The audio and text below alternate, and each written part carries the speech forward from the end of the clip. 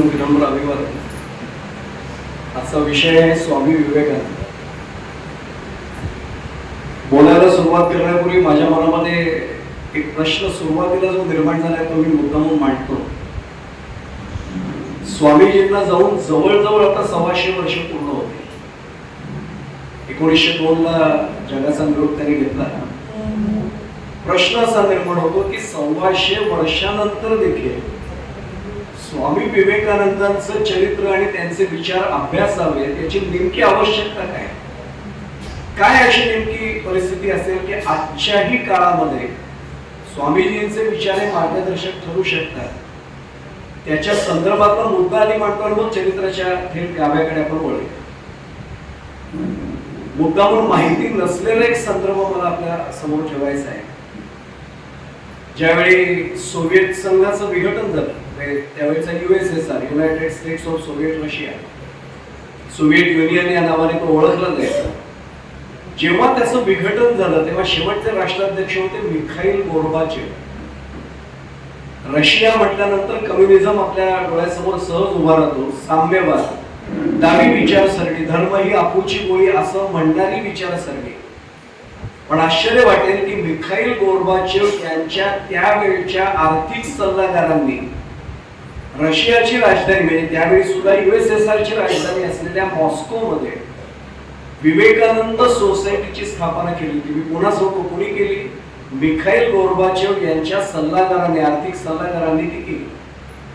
विवेकानंद केंद्राचे भारतातले जे केंद्राचे अध्यक्ष होते टी परमेश्वरन, त्यांनी एका पुस्तकाचं त्याची निर्मिती केली होती, प्रकाशन केलं होतं. मार्क्स आणि विवेकानंद असं या पुस्तकाचं नाव होतं. मार्क्सवाद आणि विवेकानंदांची विचारसरणी यांची ती तुलना होती. बरीच चर्चा त्यावर झाली आणि आश्चर्य वाटेल म्हणून मी सुरुवातीला सांगितलं की माहिती नसलेला एक मुद्दा आपल्या समोर ठेवतो आणि मग चरित्राकडे वळतो.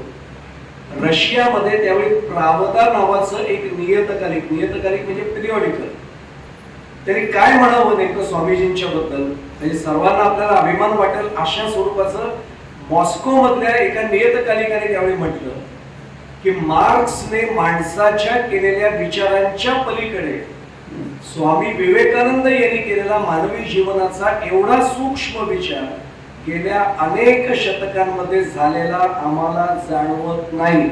हे रशियातल्या प्रावदाने म्हटलेलं मत आहे.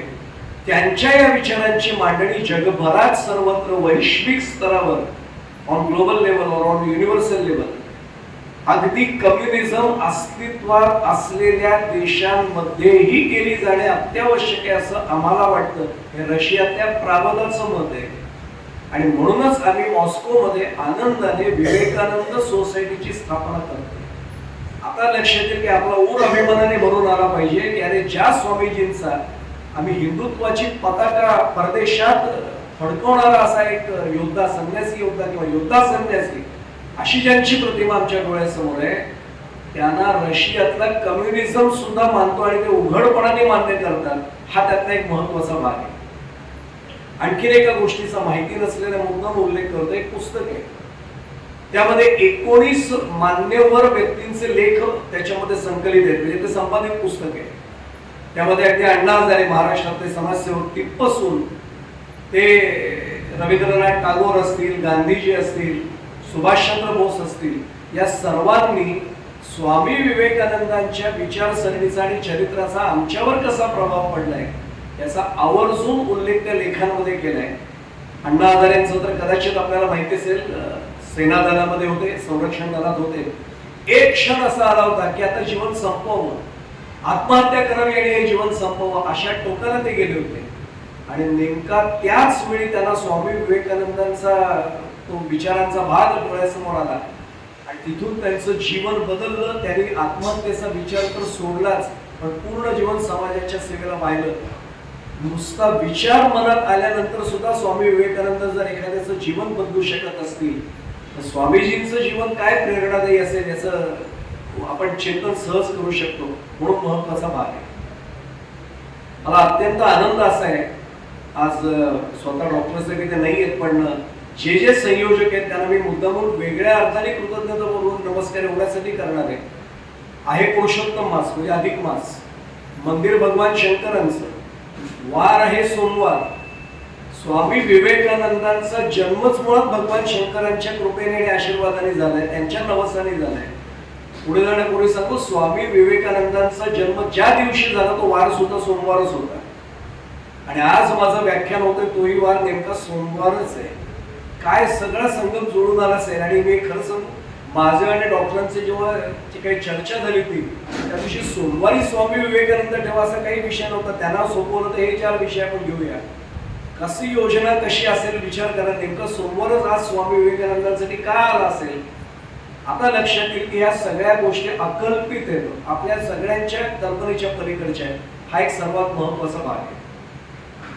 प्रसिद्ध असे विधिज्ञ विश्वनाथ दत्त हे वडील आणि आईचे नाव काय असावं, भुवनेश्वरी देवी.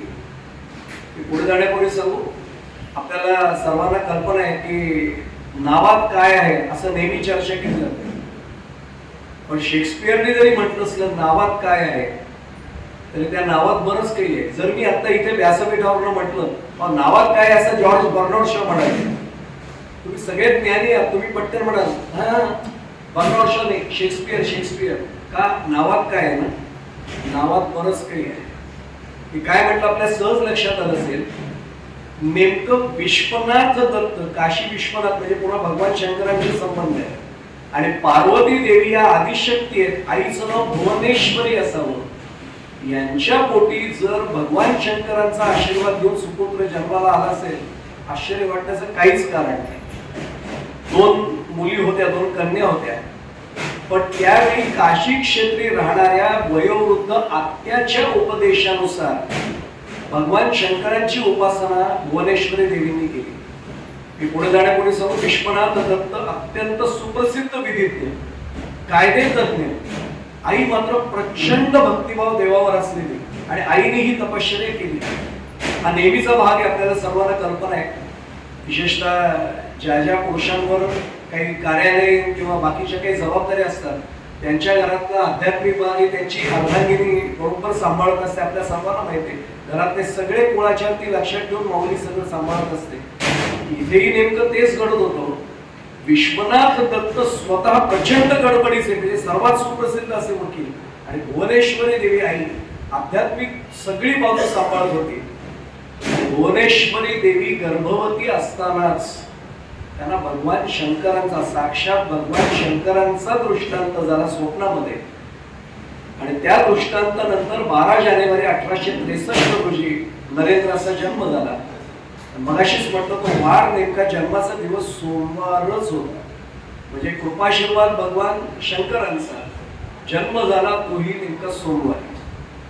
आता प्रश्न आपल्याकडे निर्माण होतो नेहमी, मुलगा कोणासारखा दिसतो.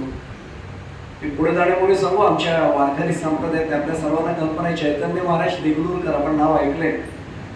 प्रचंड विद्वान व्यक्तिमत्व.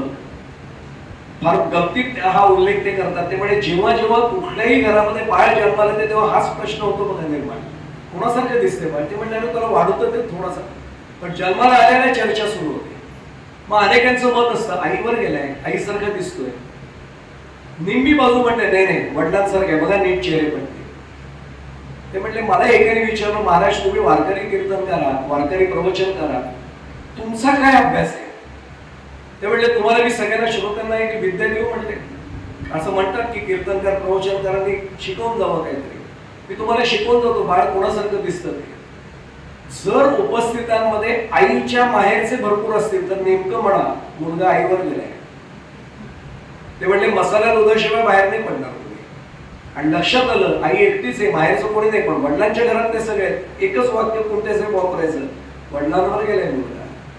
ते म्हणले शाळ श्रीफळ घेऊनच बाहेर पडा. गमतीचा भाग सोडाव, बाळ कोणासारखा दिसतो याच्यापेक्षा त्याच्यात गुण कोणाचे आले हा महत्वाचा भाग आहे. आणि मी पुढे जाण्यापूर्वी सांगतो, नरेंद्र जो जन्माला आला तो आई आणि वडील दोघांचेही गुणधर्म एकत्र करून आलाय. कसं ते मी चरित्राचा जसं वाटचाल पुढे तसं सांगतो निश्चितपणाने, गंभीरपणाने. मला अशी गंमत सोडून द्या पण गांभीर्याने सांगतो.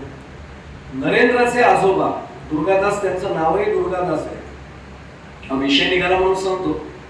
कालच घागोबांचा विषय झाला होता. घागोबा फार स्पष्ट बोलायचे. ते म्हणे दास नावात असलं म्हणजे तो दास असतो असं समजू नका. असे अनेक जण असतात ना, अमुक दास तमुक दास, त्यातल्या त्यात ते म्हणले देवीदास हे नाव सार्थ ठेवणारे अनेक असतात, फक्त देवी कुठली हे विचारू नका. घागवा मिश्किल होते, आपल्या सर्वांना कल्पना आहे. देवी कुठली विचारू नका. आणि घागवांचंच पुढचं वाक्य सांगतो, श्रीदेवी इत्यादी. अशा देवींचे दास नक्की असतात. पण मी समजा दुर्गादास म्हटले तर मी खरंच दुर्गेचा दास असल्यासारखा वागतो का, इथपासून प्रश्न आहे. पण नरेंद्राचे आजोबा दुर्गादास नावाप्रमाणे खरंच दुर्गा देवीचे भक्त होते.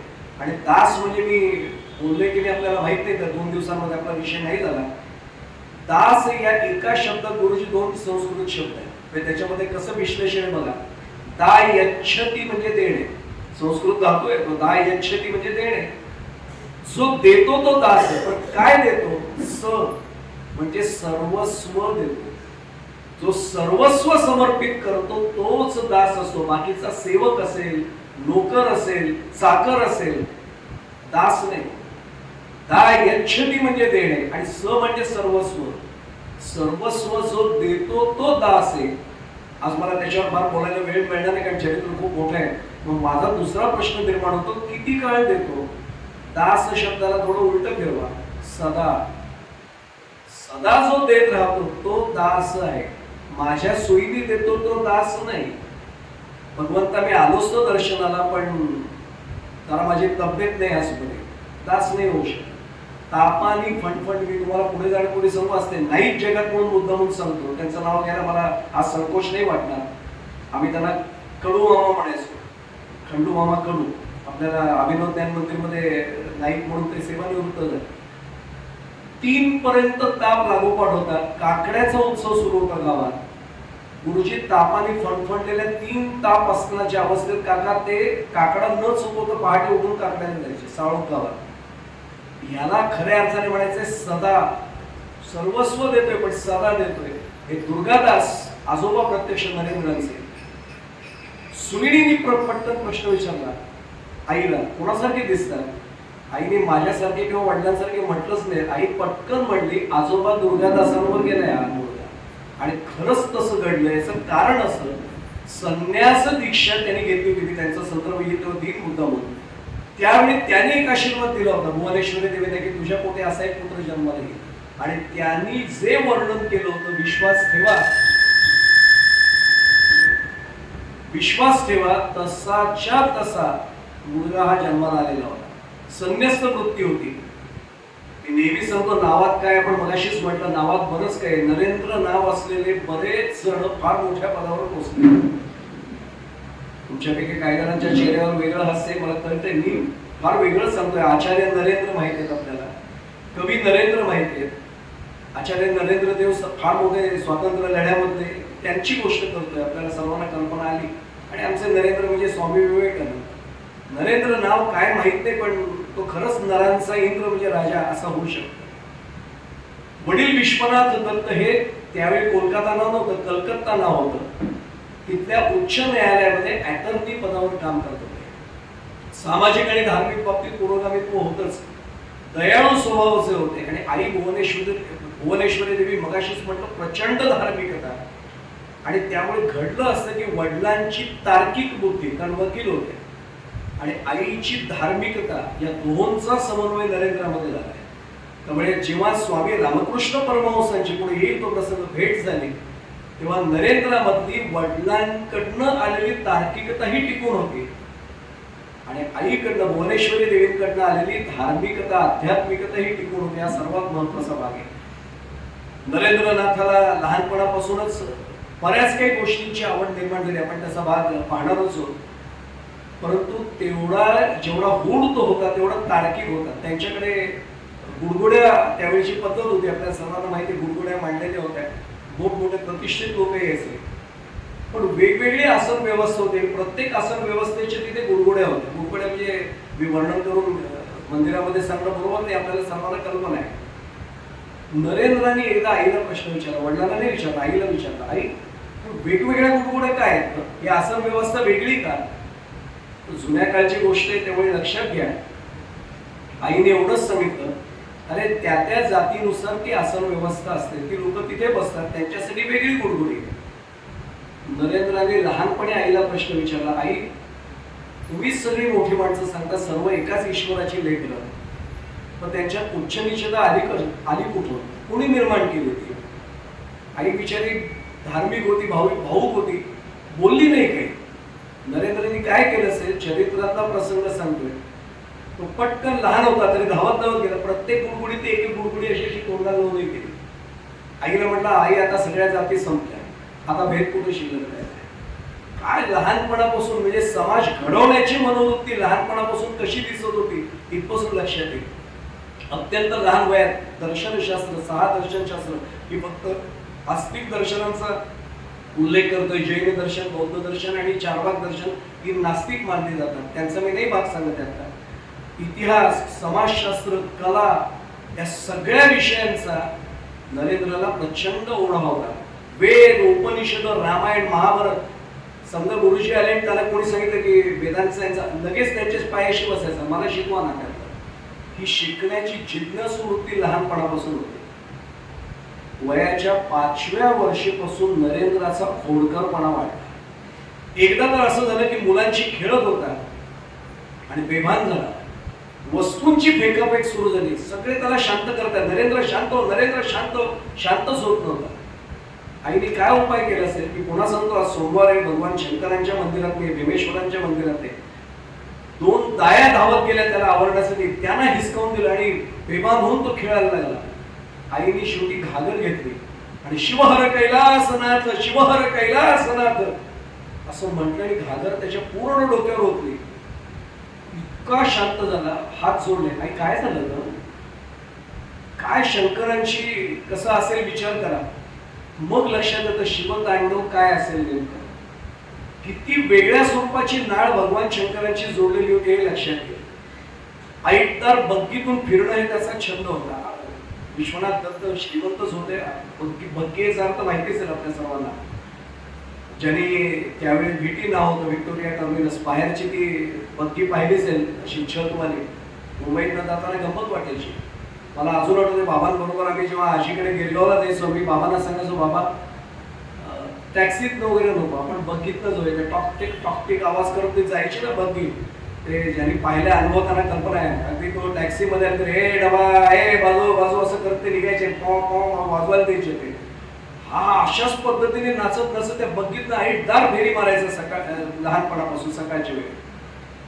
पण 5व्या वर्षी औदार्याचंही वृत्तीचं प्रदर्शन त्याच्या घडलं.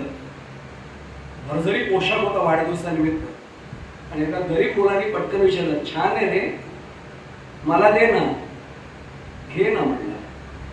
तिथेच लक्षात आलं, हा मुलगा पुढे जाऊन काय केलं. बाळाचे पाय फक्त पाळण्यात नाही दिसत, बालपणापासून त्याची जी वाढ होत जाते ना, त्याच्यातही बाळाचा भाग तो दिसतो. बालपणीच ध्यान करण्याची आत्यंतिक आवड. 2 ठिकाणचं त्यांचं ध्यान फक्त मी म्हणतो. एकदा प्रभू रामांच्या मूर्तीसमोर ते बसले आणि ध्यानमग्न अवस्थेत बसले. आता भगवान शंकरांचं आणि रामांचं नातं मी आपल्याला काय सांगू. म्हणजे हरिहरा भेद नाही करू नये वाद, तुकोबांचा जो अभंग आहे ना, तो इथे आपल्याला आठवतो. अनेक जण शैव वैष्णव वादात पूर्वी अडकले होते, पण हरिहरा भेद नाही करू नये वाद. आपल्याला सर्वांना कल्पना आहे, भगवान शंकरांची आराधना करून प्रभू रामचंद्र ते तो समुद्र उल्लंघून लंकेमध्ये गेले सैन्य घेऊन. आणि तेच भगवान शंकर आताही आता गाभाऱ्यात बसून कुठला जप करतायत, श्रीराम जय राम जय जय. काय दोघांचा आध्यात्मिक ऐक्य, फक्त विचार करा. प्रभू रामांच्या मूर्तीसमोर समाधी अवस्थेत बसलेल्या आईने त्यांना पाहिलं. आम्ही नाम घ्यायला बसलो की आम्हाला झोप लागते, हा भाग वेगळा, ही समाधी अवस्था होती. आणि त्याचबरोबर मी पुढचा चरित्राचा भाग सांगतो. भगवान शंकरांची मूर्ती त्यांच्या घरी होती आणि हा नरेंद्र 5व्या वर्षी ध्यानाला बसला. ध्यानाला बाई तो ओम नमः शिवायचा जप करत होता. चरित्रात वर्णन असेल, त्याच्या समोर फडा उभारून नाग उभा होता आणि तो त्याचं अवलोकन करत होता. नरेंद्राला कल्पनाच नाही. आई आली आणि आई आधी घाबरली, तरी आई बोलली काही नाही. त्याचं ध्यान संपलं आणि चरित्रात प्रसंग आहे, नागाने फणा खाली केला आणि नाग निघून गेला. इथेच आईला संकेत, आई तर धार्मिकच होती, आध्यात्मिक होती, आईला संकेत कळला, मुलगा साला नाहीये. हा भगवान शंकरांच्या नुसत्या कृपेने आलेला नाहीये, नुसत्या वरदास्ताने आलेला नाहीये, हा पूर्णपणे शिवरूप धारण करून जणू आलेला आहे, याचे संकेत मिळाले. 8व्या वर्षी नरेंद्राला शाळेत पाठवण्यात आलं. 8वं वर्ष म्हणजे आजच्या काळामध्ये साधारण दुसरी इयत्ता फार असं गृहीत धरू. हे शिक्षण क्षेत्रात 40 वर्ष म्हणून सांगतो, मला वाईट वाटतं सांगताना. आता 2 आणि 2.5 वर्षाचा असताना मुलाला प्ले ग्रुप, मग नर्सरी, मग ते ज्युनियर KG, मग ती सिनियर KG.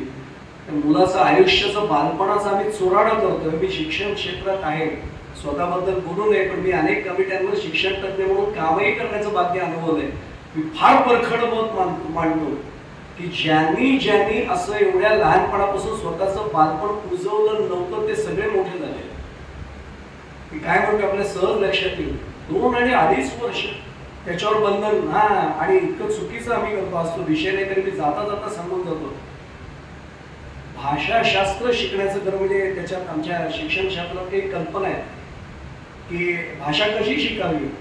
तर त्याच्यामध्ये पहिलं असं असतं लिसनिंग, सेकंड स्किल आहे रीडिंग, थर्ड स्किल आहे रायटिंग. म्हणजे पहिलं खरं तर लिसनिंग, मग स्पीकिंग, मग लिसनिंग आणि मग रायटिंग. आम्ही सगळं उलट. आली A for Apple, A for Apple. आणि तुम्ही त्याला गिरवायला काय लावताय पहिल्यांदा? त्याला फक्त कानावर जाऊ द्या, मग त्याला बोलायला लावा, मग त्याला वाचायला लावा रीडिंग आणि मग रायटिंग आहे. आम्ही पहिलं रायटिंग पासूनच उलटी सुरुवात करतोय. उलटी गंगा नाही वाहते तर काय वाहते दुसरी, तो वाद सोडून द्या. ईश्वरचंद्र विद्यासागर यांच्या शाळेमध्ये त्याला दाखल केलं. पुढचं वाक्य ऐकून ठेवा, या व्यक्तीकडून ते अपेक्षा करू नका. 1 वर्षात गुरुजी अमरकोश मुखोद्गत केला. 1 वर्षात. काय बुद्धिमत्ता असेल कोणते साहेब, 1 वर्षात अमरकोश. ज्याने अमरकोश पाहिला त्यांना कल्पना आहे, आयुष्य गेलं तरी पूर्ण अमरकोश झाला म्हणत नाही. 1 वर्षात अमरकोश आत्मसात. मी तर गमतीत सांगतो कोणते साहेब की मी शिक्षक म्हणून आहे 40 वर्ष. मी भाग्यवान समजतो की नरेंद्र माझा विद्यार्थी नव्हता, तर मला उघडं पडलं असतं. गुरुजी नवीन काहीतरी शिकवा, हे झालं, आता पुढचं काही देत काय देणार त्या मुलाला, त्याची भूक घालवणार कशी. मी काय म्हटलं आपल्या सहज लक्षात असेल, त्याचे गुरुजी होण्यासाठी सुद्धा अधिकार तसाच असावा लागतो. हा सर्वात महत्वाचा भाग आहे.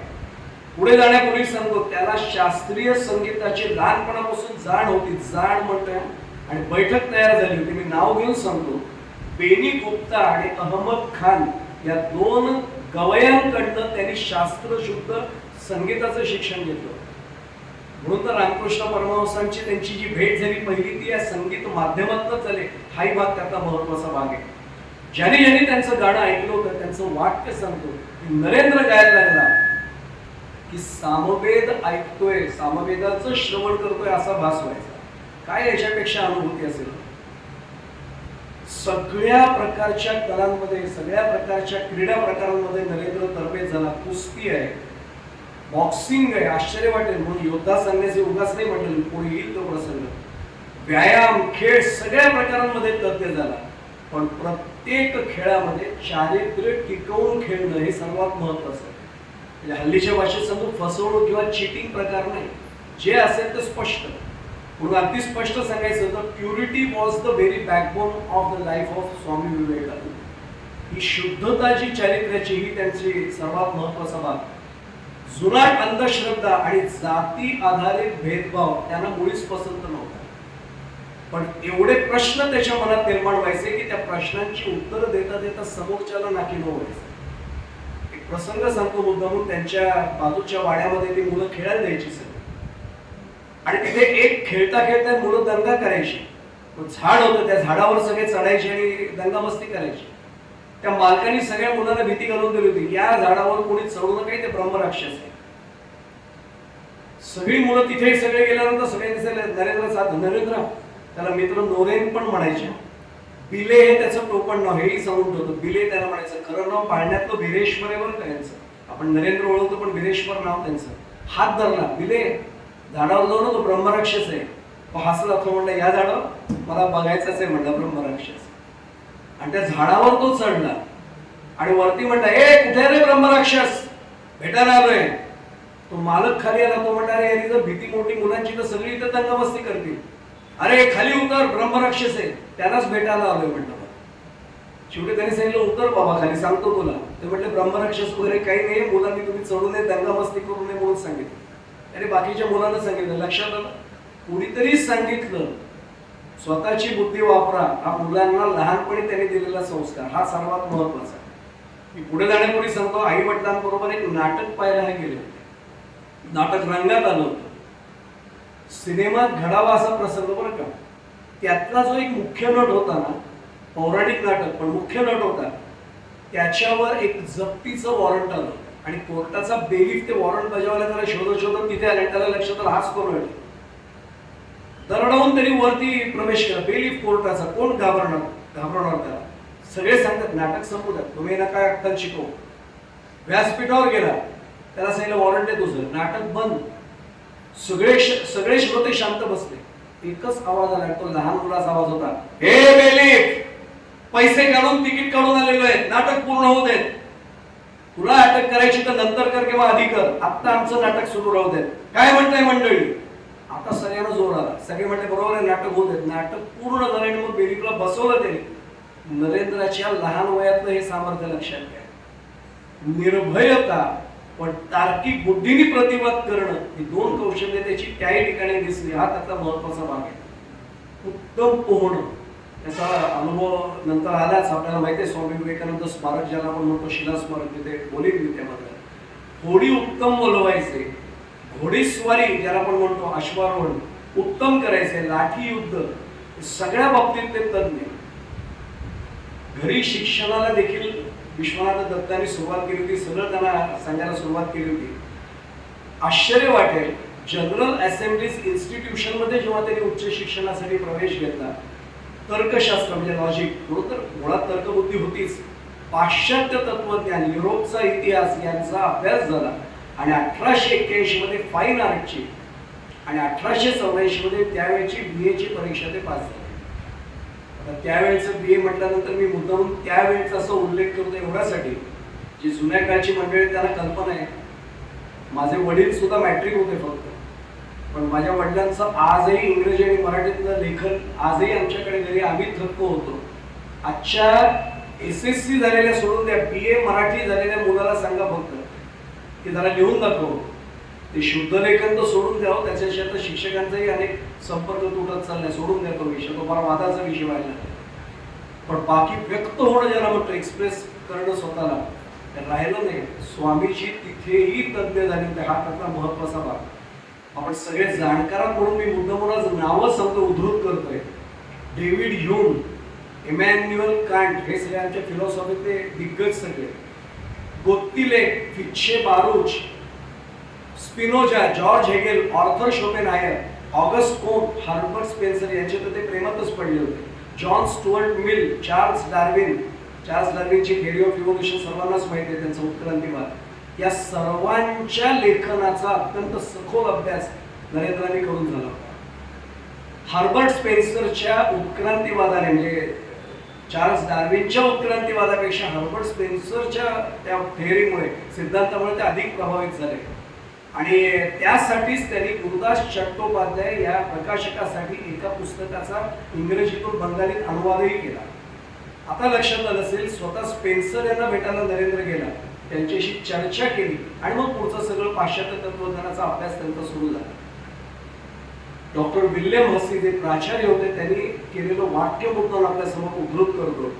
नरेंद्र खरंच बुद्धिमान विद्यार्थी आहे. मी खूप फिरलो, जग पाहिलं, पण नरेंद्रासारखी प्रतिभा आणि बुद्धी सामर्थ्य असलेला मुलगा अगदी जर्मन विद्यापीठातल्या तत्वज्ञानाच्या विद्यार्थ्यांमध्येही आज तागायत मला बघायला मिळालेलं नाही. आणि म्हणून नरेंद्रांना एक पदवी त्यावेळी प्राप्त झाली सगळ्यांकडून, श्रुतिधारा. श्रुतिधारा म्हणजे विलक्षण स्मरणशक्ती असलेला, म्हणून श्रुतिधारा. वयाच्या 16व्या वर्षापासून प्रभावी वक्तृत्व हे सगळ्यांना जाणवायला लागलं. महाविद्यालयामध्ये प्रसंग आला आणि भर विद्यालयाच्या वर्गात त्यांनी गायन केलं आणि प्राध्यापक भारावून गेले. पण आता माहिती म्हणून सांगतो, याच क्षणाला नरेंद्रच्या आयुष्यात फार मोठा परिवर्तनाचा टप्पा आला. प्राचार्य हेस्टी तिथे होते आणि वर्ड्सवर्थ यांच्या इंग्रजी कवितेचं ते अध्यापन करत होते. या वर्ड्सवर्थच्या कवितेमध्ये तादात्म्यतेची संकल्पना आली होती. देवाशी कसं एकरूप व्हावं, ज्याला आपण समरस होऊन जाणं असं म्हणतो, तेही म्हणजे एक वट जे झाले ज्ञाने चोखट, अशा स्वरूपाची समरसता आहे. मी मगाशीच म्हटलं की मी बरा नरेंद्राचा गुरु नव्हतो, प्राचार्य म्हणजे प्रिन्सिपल असलेले हिस्ट्री त्यांना कविता संपल्यानंतर वर्ग हिप्नोटाईज झाला होता, संमोहित झाला होता. नरेंद्र उभा राहिला आणि अत्यंत भाऊक त्याने डोळ्यातलं पाणी होतं आणि त्याने काय प्रश्न विचारला असेल, सर तुम्हीच आता सांगितलं की if you have any doubt you can ask, म्हणून विचारू का? विचारा ना म्हणजे. सर तादात्म्यता म्हणजे नेमकं काय हो? तादात्म्य पावणं म्हणजे नेमकं काय? तो माझ्यासारखा प्राध्यापक नव्हता बरं का. हिस्ट्रीतलं काहीतरी सांगितलं असतं, हे अभ्यासक्रमात नाहीये, याच्यावर परीक्षेत प्रश्न येत नाही, हा याच्यात नको लक्ष घालू, हे दिलं नाही तेवढंच फक्त परीक्षेला येईल. आता आमचं काम सोपं आहे, एक्झाम ओरिएंटेड शिकवलं की काम संपलं. पण त्यांनी तसं नाही केलं. शिक्षण क्षेत्रातले अनेक जण इथे बसलेले म्हणून सांगतो, त्यांनी तसं नाही केलं. प्राचार्य हिस्ट्री वेगळे होते, गंभीर झाले आणि त्यांनी एवढंच सांगितलं, बाळा हे शब्दांच्या पातळीवर समजून देणं कठीण आहे, किंबहुना माझ्यासारख्यासाठी ते अशक्य आहे. मी फक्त तुला कविता शिकवते, तुला जाणून घ्यायचंय, हो म्हणतात, अनुभूती घ्यायचे म्हणतात. मग तुला एकच व्यक्ती अशी आहे, काली मातेच्या मंदिरात जा, दक्षिणेश्वरी जा, रामकृष्ण परमहंस म्हणून तिथे आहे, त्यांना भेट. आता माहिती म्हणून सांगतो, तोपर्यंत नरेंद्र अनेकांना जाऊन भेटला होता. पण आपल्या सर्वांना तो प्रसंग माहिती आहे. तो दोनच प्रश्न विचारायचा. पहिला प्रश्न आपल्या सर्वांना माहिती आहे, तुम्ही ईश्वर पाहिलेत का?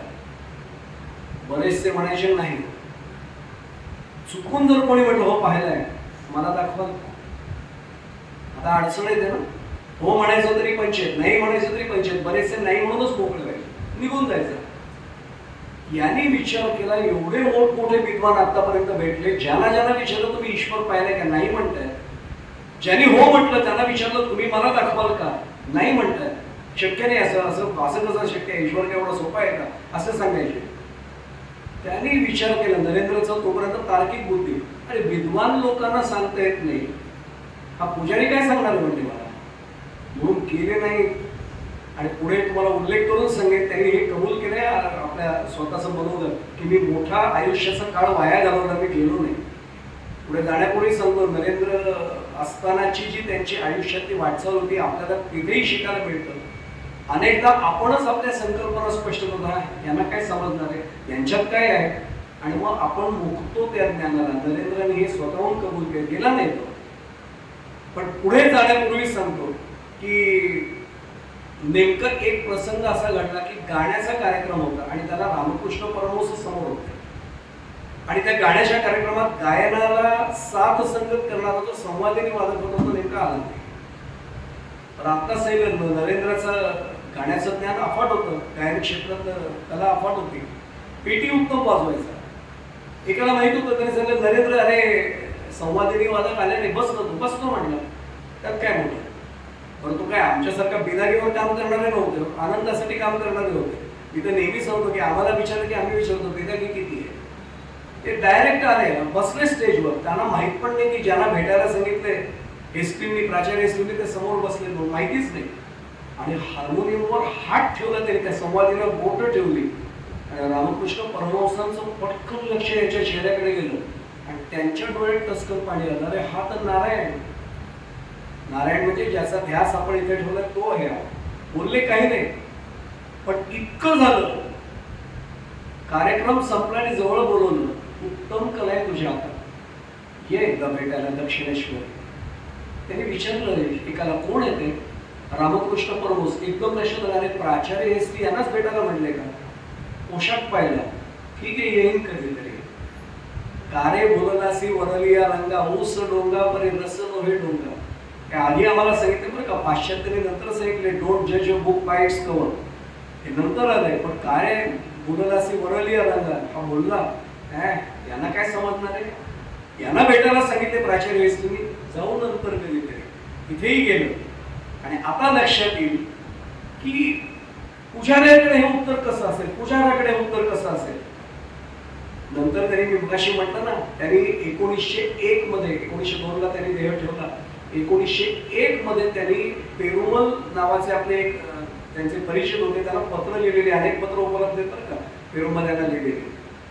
त्या पत्रात त्यांनी म्हटलंय की मी माझ्या आयुष्यातील तो कालखंड ज्यामुळे घालवला त्याचा एक संस्कार मला सर्वांसमोर मांडायचा आहे. आणि मी तो आज भीमेश्वर मंदिरात त्यांच्याच शब्दात सांगतोय, त्या कालखंडात मी रामकृष्णांना मुळात जाणलंच नव्हतं. बुद्धी नावाच्या विषयाला, आपला त्या दिवशी विषय झालाय, बुद्धी नावाच्या विषयाला अहंकाराची जोड मिळाल्याशिवाय राहत नाही. बुद्धी तर होतीच पण अहंकार चिकटला होता, हे स्वतः स्वामीजी सांगतायत. त्यामुळे बुद्धिमंत हे विनयशील असण्याची शक्यता कमीच राहते, हे स्वामीजी म्हणतायत. विद्या विनयेन शोभते, आम्ही सुविचार म्हणून लिहितो पण हे स्वतः स्वामीजी म्हणतायत. हा सिद्धांत त्या कालखंडात मला समजलेलाच नव्हता, त्यामुळे माझ्या आयुष्यातून जर रामकृष्ण वजा केले तर माझं आयुष्य मोठ्या शून्यासारखं ठरलं असतं, हे आज मला जाणवते. 1901 मधल्या पत्रात स्वामीजी लिहित आहेत. पण त्यावेळी एवढ्या मोठ्या माणसाकडे जायला मी तयारच झालो नव्हतो, कारण मला त्यांची उंचीही समजलेली नव्हती आणि खोली समजण्याचा तर प्रश्नच निर्माण नव्हता. काय स्वामीजींचे शब्द आहेत, उंची आणि खोली दोन्हीला अर्थ आहे. उंची म्हणजे आध्यात्मिक उंची आणि खोली म्हणजे ज्ञानाची खोली. एक एक शब्द त्यांचा स्वामीजींचा बघण्यासारखा आहे. आणि 1880 मध्ये हा संवाद झाला होता हेस्टिंगची प्राचार्य जा जाऊन दक्षिणेश्वरी भेट, आणि 8-10 महिन्यांनी जो भेट त्यांची ती झाली त्याच्यामध्ये गंमत अशी झाली की नरेंद्र तिकडे जायला सुरुवात त्याची निघाला तिथे झाली की नाही जाऊया. मला पुढे जाण्यापूर्वी आपण सगळे ज्ञानी आहात म्हणून सांगतो, फील्ड मार्शल सॅम माणेकशॉ आपल्या सर्वांना नाव माहिती आहे, त्यांचं एक वाक्य मला इथे उद्धृत करायचं आहे. When head thinks non-supported by heart, the hand will work according to the head and not according to the heart. तेच नेमकं त्यांच्या बाबतीत घडतं. जेव्हा इथून विचार करतो ना, काही वेळा इथूनच विचार करावा लागतो, इथून केला ना की फार तार्किकतामध्ये येते. कशावरून हे असं असेल, मी पुढे जाण्यापूर्वी सांगू. परवाच आपला एक विषय झाला होता श्रद्धा दारिद्र्य. माणूस जेवढा शिकत जातो ना तेवढा नको इतका विचार करायला लागतो. आमचे मकरंद रामदासी आपल्या सर्वांना माहिती आहेत, उत्तम कीर्तनकार, ज्ञानी कीर्तनकार, व्यासंगी कीर्तनकार. ते एक वाक्य नेहमी सांगतात की समोर कांदे पोहे किंवा बटाटे पोहे आले आणि खातोय किंवा नवीन पदार्थ आला, हा माणूस खाऊन त्याची चव बघून आनंद घेणं पहिल्यांदा. त्याच्यात किती कॅलरीज आहेत, कार्बोहायड्रेट्स किती आहेत, प्रोटीन, तू खा ना लेका, पहिली चव घे ना, आनंद घे, मग बघ. आणि आज हे समूह किती वाढलंय. समोर गेल्यानंतर एखादे जर पॅनोरमिक व्ह्यू असेल, निसर्ग सौंदर्य असेल, माणसं त्याचा आनंद नंतर घेऊ तर बघतात किंवा घरी जाऊन फोटो बघतात, फोटोच काढत बसतात आणि समोरचा फोटो काढण्याच्या आधी सेल्फी काढतात त्या बॅकग्राऊंडवर. अरे तो निसर्ग सौंदर्य जे दिले ईश्वराने ते घे ना डोळ्याने आनंद पहिल्यांदा. मी काय म्हणतो लक्षात आलं असेल, तेच नेमकं इथे झालं. आणि मग लक्षात आलं की पहिली भेट झाल्यानंतर का कोणास ठाऊक पण नरेंद्र रामकृष्णांकडे ओढला जायला. त्यांनी काय वाक्य वापर असेल, नरेंद्र किती वाट पाहायला लावलीस. मी एक सांगू आपल्याला, आज सुद्धा या कलियुगामध्ये सद्गुरूंची कमतरता नाही. कमतरता जर असेल तर सत्शिष्यांची. शिष्य बरेच आहेत, सगळे सत्शिष्य नाही ना होऊ शकत. गजानन विजय ग्रंथ ज्यांनी वाचले त्यांना माहिती, विठोबा घाटवळ सुद्धा आलाच होता ना गजानन महाराजांकडे, पण नाही कृपेला पात्र ठरला. कल्पवृक्षाची तळवटी बसून मागितली करवंटी, अशी अवस्था झाली, नाही उपयोग झाला. तसं अनेक जण सद्गुरू आहेत पण शिष्य झाले, सत्शिष्य नाही होत आहेत. 1896 मध्ये जेव्हा शिकागोची धर्म परिषद ती झाली, त्याच्याकडे येणार आहे मी. तिथल्या भाषणाच्या प्रभावामुळे तिथल्या एका मुख्याध्यापिकेने, आपल्याला सर्वांना चरित्रभाग माहिती आहे, राजीनामा दिला होता मुख्याध्यापक पदाचा आणि स्वामीजींकडे, स्वामी विवेकानंदांच्याकडे आल्या आणि मग त्यांना आशीर्वाद दिला, अनुग्रह दिला. त्यांच्या झाल्या भगिनी निवेदिता. आता माहिती म्हणून सांगतो, 1881 मधला तो जो प्रसंग आहे, नरेंद्राला सांगितलं होतं जा.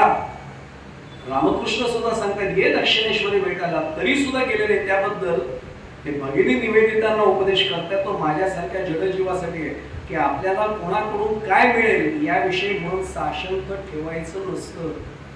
हा अनुभव स्वतःचा सांगण्या इतका मनाचा मोठेपणा स्वामीजींकडे होता की मी मुकलो त्या प्रसंगाला. आणि मग तिथून ते गेले. गेल्यानंतर त्यांनी काय काम सांगितलं असेल, पहिलं, नरेंद्र तुझा आवाजही छान आहे, एक पद म्हणशील का माझ्यासाठी. बंगाली पद होतं, मन चलन निज निकेतने यद्गत्वा न निवर्तन्ते तद्धाम परमं मम. ज्यांना भगवद्गीतेतला हा श्लोक माहिती त्यांना कळेल याचा अर्थ. मन चल निज निकेतने. आणि स्वामीजींनी म्हणजे नरेंद्र म्हणायला सुरुवात केली आणि रामकृष्ण परमहंसांची समाधी लागली. मग अशीच म्हटलं, सामवेदाचा आभास व्हायचा त्यांच्या गाण्यात. आणि पहिल्यांदा नरेंद्र बघतोय की गाणं ऐकताना एखादी व्यक्ती अशी समाधीस्थ होऊ शकते. काही बोलले नाहीत, हात जोडून बसले. गाणं संपलं तरी हात जोडून बसलेले होते. समाधी अवस्थेतनं वर खाली जेव्हा आले, आशीर्वाद दिला. नरेंद्राने त्यांना एकच प्रश्न विचारला, आता विचारावं असं वाटला. पहिल्यांदा मागच्या वेळी नव्हता वाटला, आता विचारला. गुरुजी, कारण पुजारी होते, गुरुजी ईश्वर पाहिलाय? हसले रामकृष्ण परमहंस. तुला जसं बघतोय ना तसाच पाहिलाय. काय उत्तर आहे होय. मी पुढे जाण्यापूर्वी सांगतो, तुम्हाला आणि मला सुद्धा ईश्वर दिसतो बरं का. मी परवाही मला बोललोय, दुर्दैव असं असतं की आपल्याला तो ओळखताच येत नाही. आपण अनेकदा म्हणतो कुठे साहेब देवासारखे भेटला तो. देवासारखे? देव त्यांच्या रूपाने आला माझ्या आयुष्यात हे मला कळतच नाही. त्या क्षणाला वाचवलं कोणी मला? आपल्या लक्षात येईल. हसले फक्त, म्हणजे नरेंद्र तू जसं मला बघतोयस ना असंच मी ईश्वराला पाहिजे. पुढचा प्रश्न ठरलेला होता, मग मला तुम्ही ईश्वर दाखवाल का? आता स्वामीजींची निश्रेयस म्हणजे रामकृष्ण परमहंसांची निश्रेयस वृत्ती बघा. हसले, म्हणजे मी तुला दाखवायला पाहिजे? अरे प्रत्येकाला सामर्थ्य आहे, ते सामर्थ्य फक्त जागृत करायला लागतं, मग देव सगळ्यांना दिसतो. मी कशाला दाखवू? तुझा तुला देव दिसेल अशी क्षमता निर्माण कर. होईल. कधी दिसेल? कशाला नाही करतोस? योग्य वेळ येईल म्हणजे फक्त प्रतीक्षा कर, वाट बघ. आणि तिथून भेटी गाठी वाढल्या. कारण पहिला गुरु असा भेटला होता, पहिली व्यक्ती अशी भेटली, होय मी ईश्वर पाहिलाय, माझ्या मदतीशिवाय तुला ईश्वर दिसेल, ग्वाही देत आहेत. आणि यायला सुरुवात झाली. पुढच्या एका प्रसंगाने नरेंद्र खऱ्या अर्थाने रामकृष्णांच्या चरणी स्थिर झाले. काय प्रसंग असेल हसाल तुम्ही. नरेंद्रचं अत्यंत बारीक लक्ष असायचं. चालत होते आणि रस्त्यामध्ये एक सुई पडली होती बारीक. ती सुई अनेकांना दिसत नव्हती, सगळे चालत होते. नरेंद्र खाली वाकला. रामकृष्ण म्हणते, काय रे झालं नरेंद्र? गुरुजी थोडं थांबा म्हणते. ती सुई अशी उचलली, बाजूला नेऊन टाकली. टाकण्यापूर्वी रामकृष्ण परमहंस म्हणले, काय नरेंद्र काय उचललंस? सुई कोणाच्या पायात टोचेल ना म्हटले, बाजूला टाकली. शाबासकी दिली, चांगलं काम केलंस. पुढचं वाक्य आहे का, नरेंद्र तुला यातनं काही बोध झाला का? ते म्हणले, गुरुजी यातनं काय बोध म्हणजे पायाला ते सोडून दे, म्हणजे ते सुईचं काम आहे. सुई कशी होती? तो म्हटलं गंजलेली होती. रामकृष्ण परमहंस ज्यांना अशिक्षित असं नरेंद्रांना वाटत होतं, ते काय म्हटले असेल पुढचं वाक्य? सुई गंजलेली आहे, चुंबक आणून बघ, मॅग्नेट.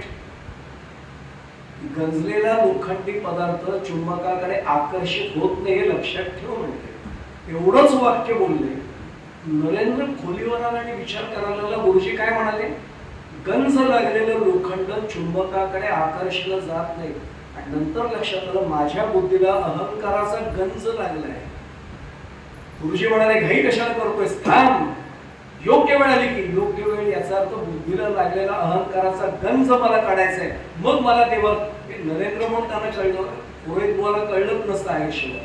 कसला गंज, कसला गंज एवढंच विचारत बसला असता. त्यांना कळलं आणि त्याच क्षणाला लक्षात आलं, बस आता आपल्या बुद्धीचा अहंकाराचा गंज घालवायचा आहे.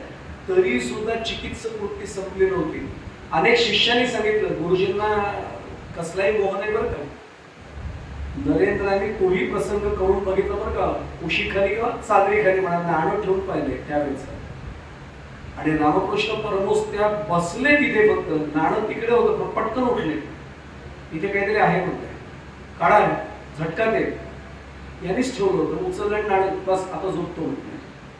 त्याच वेळी नरेंद्राला कळलं, प्रचंड अधिकारी विभूतीकडे मी पहिल्यांदा.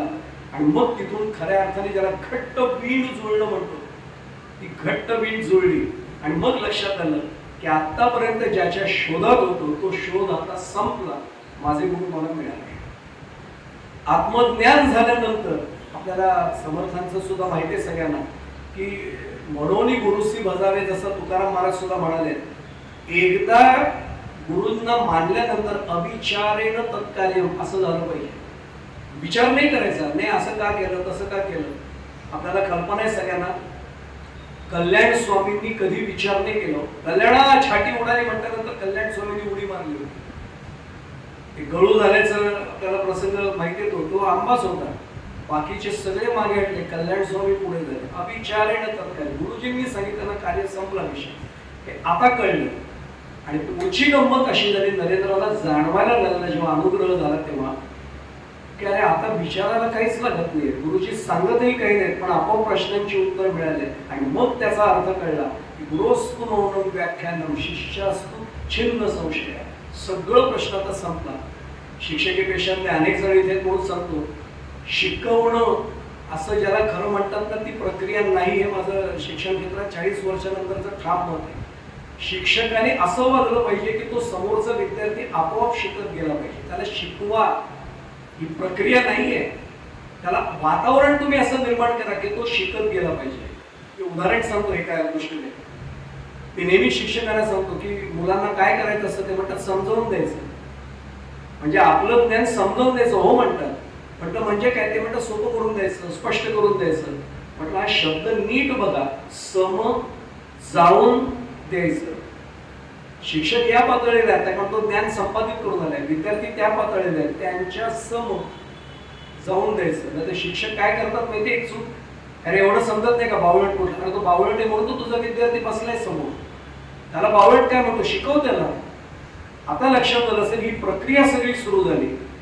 आणि स्वामीजींचं पुढचं वाक्य आहे का की केवळ आणि केवळ माझ्या गुरुजींच्या कृपेमुळे 3 कच्या कचाट्यातून मी सुटलो. हे त्यांचं वाक्य आहे स्वामींचं.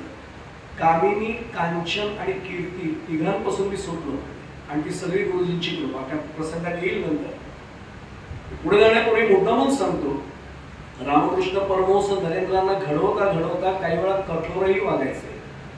फार कठोर वागायचे आणि काही वेळा आईपेक्षाही वात्सल्य भावनेने त्यांना शिकवायचे. आणि नरेंद्र घडत गेले. हा सगळा महत्वाचा भाग आहे. आता रामकृष्णांचं नरेंद्राबद्दलचं एक वाक्य सांगतो की केशवचंद्र सेन ब्राह्मण समाजाचे फार मोठे व्यक्ती ते. त्यांच्यात जर एक शक्ती असं मानलं तर 18 पट शक्ती नरेंद्रात आहे. आणि जर याला मायेने बद्ध केलं नाही, त्यांनी कालीमातेला प्रार्थना केली काही याला मायेत बद्ध करून ठेव, तर हा समाधीमग्न होईल आणि देह त्याकडून मोकळा होईल. याचं कार्य ते नाहीये म्हणून त्यांनी ते केलं. पुढचा भाग मी नंतर सांगेनच. एक वाईट टप्पा नेमका त्याच काळात नरेंद्राच्या आयुष्यात आला. वडिलांचं निधन झालं. विश्वनाथ दत्त गेले. लहान वय होतं. लहान वय म्हणजे खरंच लहान वय. ते पौगंडावस्था होती. ज्यांना अनुभव आहेत त्यांना सांगतो, नातेवाईक बनणारे लोक सुद्धा ऐनवेळी फिरतात. मी पुढे जाऊन सांगतो, सगळे जण तुमची परिस्थिती चांगली असते ना तोपर्यंत सगळ्यांना सांगतात आम्ही ना यांच्या नात्यातले. परिस्थिती वाईट आली की काय म्हणतात, काय रे काय तुम्ही जात नाही? नाही आम्ही ना त्यातले. शब्द कळला आपल्याला. परिस्थिती चांगली असेल तर आम्ही नात्यातले आणि परिस्थिती वाईट असेल तर आम्ही ना त्यातले. थोडस मराठीची गंमत ऐकून जा पुढे. नातेवाईक आणि तऱ्हेवाईक किती जवळचे वाटतात बघा शब्द. मी काय म्हणतात कळेल काय? मला कळते अनेकांना आपले आपले जुने अनुभव आठवत असतील. अनेकांना नातेवाईकांकडून अनुभव येतात आणि मग लक्षात येतं स्वामीजींनाही हाच अनुभव घ्यावे. कारण नरेंद्र होते. अनुभव घ्यावा लागला. विश्वनाथ दत्तांचं अकाली निधन झालं. एकेकाळी प्रचंड श्रीमंती म्हणजे काहीच पूर्ण नव्हतं आणि सगळ्या नातेवाईकांनी भाईबंधांनी आपापला त्या इस्टेटीवरचा हक्क सांगायला सुरुवात केली आणि आपापला वाटा काढून घेतला. आणि इतकी वाईट परिस्थिती आली की नरेंद्राच्या घरी जीवनाची भ्रांत निर्माण झाली. आश्चर्य वाटते. एकेकाळी ऐश्वर्य लक्ष्मी घरी पाणी भरते असं वातावरण आणि एक स्थिती अशी आली भाकरी अर्धी मिळेना इतकी वाईट परिस्थिती आली. नरेंद्राचा मोठेपणा आता महत्वाचा लक्षात घ्यावा लागतो. नरेंद्र एक दिवशी जेवणानंतर आईला विचारतो, आई तुझं जेवण? नाही रे दुपारी जरा जास्त खाल्लं होतं ना, आता मला भूक नाही, आता त्रास होईल खाल्लं. नरेंद्र दुसऱ्या दिवशी निरीक्षण करतो आईने भाकऱ्या किती केल्या. सूक्ष्म निरीक्षण शक्ती होतीच. त्याच्या लक्षात आलं की भाकरी एकच आहे. आईने खाल्ली कधी?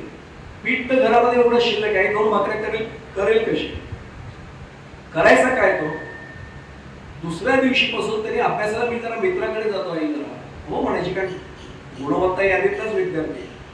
घरी आल्यानंतर आई म्हणायची नरेंद्र जेवायला बसतोस ना? आई आता जेवणाचं नाव सुद्धा काढू. मी सांगतोय त्याच्या आईला की मला आता नाही भूक. घरी गेल्यावर माझी आई वाट बघते. अगं नको इतका आग्रह करून तुला काय काय सगळं पुरणपोळी लाडू सगळं खायला वाटले तरी मला आता माझ्या तू जेवणाचं नाव नको काढू. अरे तुझ्यासाठी थांबले इथे काय? आई तू जेवून घे, मला नको नाव सुद्धा काढू नको. आणि हा आईला भरवायचा. खरं तर सांगताना मला बरोबर येईल काय आईसाठी स्वामीजींचं चरित्र शाळांमध्ये जर सांगितलं ना तर आजच्या काळातील मुलं सुद्धा बदलतील. आणि त्याच वेळी उलट ऐका, स्वामीजींच्या मित्राच्या घरी त्याच्या आईने त्याला मिठाई खाण्याचा आग्रह अनेकदा केला. त्याच्या डोळ्यासमोर आईचा चेहरा यायचा, आई भाकरी सुद्धा खाऊ शकत नाही, मी मिठाई कशी बाहेर खाऊ? आणि नम्रपणे नकार द्यायचा आहे, नको मला डॉक्टरांनी आता खायचं नाही म्हणून सांगितलंय. आईचा चेहरा डोळ्यासमोर ठेवून वागणारा नरेंद्र मातृभूमीची सेवा सुद्धा करत असेल. खऱ्या अर्थाने वाल्मिकी ऋषींचा जो श्लोक आहे ना, जननी जन्मभूमीश्च स्वर्गात अपि घरी असे, लहानपणापासून जगले हो नरेंद्र, या बात आपल्या लक्षात आहे. विपन्न अवस्थेत होते आणि नरेंद्र थोडासा कासावीस झाला की काय वेळ आली. मित्रांनी सल्ला दिला, अरे रामकृष्ण परमहंस थेट काली मातेशी बोलतात, तू जा त्यांना सांग, परिस्थिती सांग. तरी टाळाटाळ करायचा. पण एक दिवशी आईचा चेहरा डोळ्यासमोर आला. आई अनेकदा उपाशी असते, लक्षात आलं. जाऊ दे, गुरुजींचा अधिकार आहेच तर विचारूया म्हटलं. आणि हात जोडून गुरुजींसमोर उभा राहिला आणि एवढंच म्हणला रामकृष्णांना, गुरुजी कालीमाता तुमच्याशी बोलते मला माहिती आहे, कालीमातेला प्रार्थना करा ना माझ्यासाठी, फार वाईट परिस्थिती हो आमची, जास्त काही नको, थोडस काही त्याला द्यायला सांगा ना तिला. स्वामीजींना काय उत्तर नाही, नरेंद्राला काय उत्तर मिळालं असेल रामकृष्णांकडून? बाळा ती माझंच ऐकते असं समज पहिला काढून टाक. आर्त भावाने तिला हाक मारणाऱ्या कोणाचंही ती ऐकते, तूच मारणार हाक आजचं. आणि त्यांनी स्वतः हात धरून गाभाऱ्यात नेऊन खाली बसवलं, डोक्यावर हात ठेवला, दरवाजा बाहेर लावला. आणि चरित्रात उल्लेख असा आहे, काली माता आई साक्षात प्रकट झाली. नरेंद्रा मागायचंय ना, माग ना. आणि नरेंद्राने काय मागितलं असेल? केवळ एवढंच मागितलं, आई मला भक्ती दे, ज्ञान दे, वैराग्य दे आणि विवेक दे. आई तथास्तु म्हणाली. थोड्या वेळाने रामकृष्णाने दरवाजा उघडला, डोळ्यातनं गळागळा अश्रू. नरेंद्र दर्शन नाही झालं. आई भेटली, प्रत्यक्ष कालीमाता आली. मागितलं ना, काय मागितलं? आईला मी एवढंच म्हटलं, आई मला ज्ञान दे, वैराग्य दे, भक्ती दे, विवेक दे. अरे वेळा तू मागायला काय गेला होतास म्हणजे, तुला आहे ना आठवण? हा आता मागतो, जा दुसऱ्यांदा माग म्हणजे. 3 वेळा झालं, तिसऱ्यांदाही हेच मागितलं. आणि आता रामकृष्णाने हात धरून नरेंद्राला उठवलं आणि एवढंच म्हणाले की बाळा एक लक्षात घे, देवाकडे मागण्यासाठी कोणी मध्यस्थ लागत नाही. पहिलं उद्धरेत आत्मनात मानव, भगवद्गीतेचा श्लोक आठवा, आत्मानम अवसादे, आत्मैवही आत्मदेव बघतो, आत्मैव रिपो आत्मा. कोणी लागत नाही, तुझं तू समर्थ आहेस. एक. दुसरं, व्यावहारिक मागणं करत असताना देवासमोर जो खरा भक्त आहे त्याची जीभ चाचरते, नाही मागितलं. आमच्या श्री महाराजांचं आपल्याला माहिती आहे सर्वांना, गोंदवलेकर महाराजांचं वचन आहे, हे वाईट वाटतं ते सांगताना सुद्धा, की ते म्हणजे गोंदवल्यामध्ये मी केशर कस्तुरीचं दुकान थाटलंय, पण दुर्दैवाने माझ्याकडे येणारं बरंचसं गिऱ्हाईक हिंगजिऱ्याचंच असतं. म्हणजे गोंदवलेत जाऊन आम्ही मागतो काय, मुलाच्या नोकरीचा प्रयत्न करतोय, जरा बघ, मुलीसाठी स्थळ बघतोय, जरा बघ चांगलं स्थळ, घराची फाईल बँकेच्या मॅनेजरकडे अडकलेली आहे, लोनची, जरा सँक्शन करणार नाही. तसं नाही हो, त्यांना सर्व देणारच बसलंय. पण गोंदवलेत जाऊन हे मागण्यासाठी मी गोंदवलेत गेलो होता. मी काय म्हटलं लक्षात आलं असेल, हे दुसरं भाग महत्वाचं. आणि रामकृष्णांनी तिसरं महत्वाचं वाक्य नरेंद्राला सांगितलं. तिथे नरेंद्र बदलला की अरे तुझ्या आणि माझ्यातला भगवंत एकच आहे, त्यामुळे आपली दोघांची अभ्युदय क्षमता आध्यात्मिक स्वरूपाची एकच आहे, ही अद्वैत स्थिती आहे. आणि मग हे समजल्यावर एक प्रश्न आला, आता तरी तू स्वतःला ओळखायला लागलायस का नरेंद्र? कोण आहेस तू? हे मागण्यासाठी तुझा जन्मच नाहीये, इथे समजलं. आणि नरेंद्रचं आयुष्य बदललं. मी एक सांगू आपल्याला, भगवंत आपल्याला तयार काही देईल या कल्पनेत राहूच नका. जनाबाईंसाठी आमचा पांडुरंग परमात्मा आला, त्याला पीठ देणं शक्य नव्हतं का? पण तो काय करायचा, जनाबाईंबरोबर जातं दळायला मदत करायला बसायचा. जातं तू फिरवायचंस, मदत करायला मी आहे. गोरोबा काकांच्या अंगणामध्ये तो यायचा, मडकी घडवायचा. पण गोरोबा काकांनी असं नाही म्हटलं, ठीक आहे मडकी तयार तुमची, मडकी तुम्हीच घडवायची, मी मदतीला आहे. चोखोबांची मेलेली ढोरं सुद्धा तो ओढायचा, ओढायची तू, मी बरोबर आहे. आणि मग लक्ष देत आमचे भगवान श्रीकृष्ण, भगवान गोपालकृष्ण कर्मयोग जो सांगतायत, करायचे तू, मदतीला मी आहे. गोवर्धन पर्वताचा प्रसंग आठवा ना, सगळ्यांना मोटर लावायला कोणी काठ्या लावल्या, मग शेवटी भगवंतांनी करांगोली लावली आणि तो गोवर्धन उचलला गेला. प्रयत्न तुम्ही करायचे, मी मदतीला आहे. हा सगळा महत्वाचा भाग आहे. यानंतर नरेंद्र कष्टपूर्वक घर सावरतो आणि हाही प्रसंग तरुणांना सांगितला पाहिजे, म्हणजे लक्षात येतं की आईची काय भक्ती असावी आणि घर सुधारण्याची सुद्धा जिद्द काय असावी, हा सर्वात महत्वाचा भाग आहे. एक दिवशी रामकृष्ण परमहंस चमत्कार करतात, नरेंद्राला समोर बसवतात आणि त्याला समाधी अवस्था प्राप्त करून देतात. त्यासाठी तो तळमळत होता. भानावर आल्यानंतर डोळ्यातनं अश्रुधार असतात. गुरुजींच्या चरणावर साष्टांग दंडवत घालतात आणि एक वाक्य म्हणतात, गुरुजी तुमच्यामुळे हा योग आला, बस आता तृप्त झालो, आता मागायचं काही शिल्लक नाही, हीच तळमळ होती.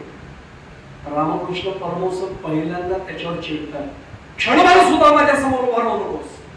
अरे तुझं आयुष्य यासाठी आहे का? हिमालयात जाऊन बघ, असली समाधी अवस्था प्रत्येक क्षणाला अनुभवणारे तिथे बसले. समाजाचा उद्धार करण्यासाठी तुझा जन्म आहे, करतोयस काय तू? तुला तर मुक्ती कधीही मिळेल, कुठल्याही क्षणाला मिळेल, ही अवस्था तू केव्हाही मिळेल. पण निर्विकल्प समाधीची किल्ली मी माझ्याकडे ठेवले, केव्हा द्यायची ते मी ठरवेन गुरु म्हणून तुझा. पण ती किल्ली मिळेपर्यंत तुला समाजाचा उद्धार करायचा आहे, धर्माचा उद्धार करायचा आहे, देशाचा उद्धार करायचा आहे, लक्षात ठेव. आणि नरेंद्रांनी त्यावेळी सांगितलं की माझ्या आयुष्यात गुरुजींनी घडवलेला सर्वात मोठा बदल होता आणि आयुष्य बदललं, हा महत्वाचा भाग आहे. त्यांनी नरेंद्रांनी पुढचं वाक्य सांगितलं, पण कधी आठवले म्हणून सांगतो. गुरुजींना त्यांनी सांगितलं, गुरुजी मायाचेने होणार नाही, हे समाज सुधारण्याचं काम. काय पुढचं वाक्य असेल? अरे तू काय करशील, तुझे हाडं हे काम करतील.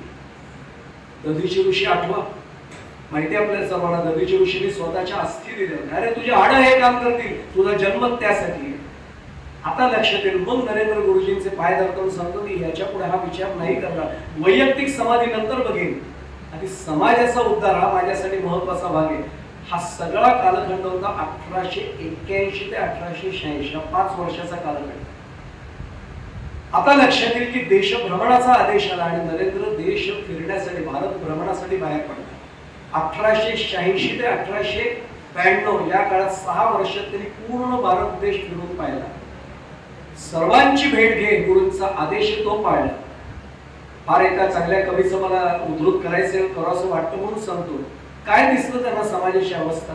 मी चालत होतो रस्त्याने अनवाणी, डोळ्यात माझिया नकळत आले पाणी, संपलेच रडणे पाहिले शेजाऱ्याला, अहो पायच नव्हते त्याला. आणि मग मला डॉक्टर एपीजे अब्दुल कलाम आठवतात. ते म्हणतात, तू निराश होशील ना की तुझ्या पायातल्या चपला फाटक्या, निराश नकोस, थोडा बाहेर जा घराच्या, त्या फाटक्या चपला पायात घालून रस्त्याच्या कडेला उभा राहा आणि फक्त चालणाऱ्या माणसांच्या पायाकडे बघत राहा. थोड्या वेळात तुला एखादी व्यक्ती अशी जाताना दिसेल की तुझ्या पायात फाटक्या तुटक्या दोन चपल्या आहेत, त्याच्या पायात चपलाच नाही, अंगवाणी पायाने चटके सहन करतो, बिचारा चाललाय, अजून थोडा वेळ थांब म्हणते. कदाचित तुला अशी एक व्यक्ती चालताना दिसेल की फाटक्या तुटक्या चपला सोडून दे, अंगवाणी पाय सोडून दे, पाय टेकायला त्याला पाय सुद्धा नाही हो, कोड्या घेऊन चाललाय किंवा व्हीलचेअर वरनं चाललाय. मग तुला लक्षात येईल की परमेश्वर दयाळू आहे, फाटक्या कावळ्या चपला मला दिल्या. काय जीवनाकडे पाहण्याचा सकारात्मक दृष्टिकोन आहे.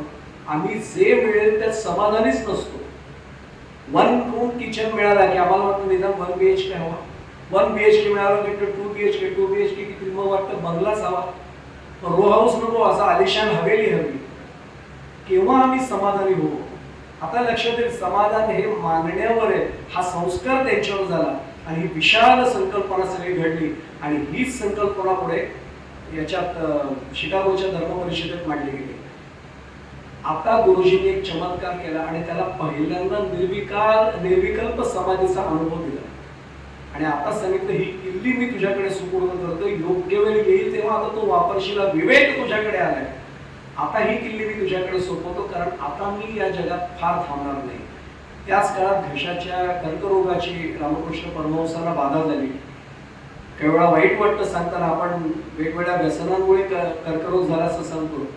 रामकृष्ण परमहंस घशाचा कर्करोग, राष्ट्रीय स्वयंसेवक संघाचे द्वितीय सरसंघचालक गोळवलकर गुरुजी, कुठलं व्यसन होतं, पण कर्करोगाची बाधा झालीच ना. कितीतरी अशी प्रमाण आहे आणि अत्यंत वडिलांची सेवा मुलांनी काय करावी, इतकी आत्यंतिक सेवा नरेंद्रांनी गुरुजींची केली. आणि गुरुदैवाने 15 ऑगस्ट 1886 रोजी रामकृष्णांनी या जगाचा निरोप घेतला.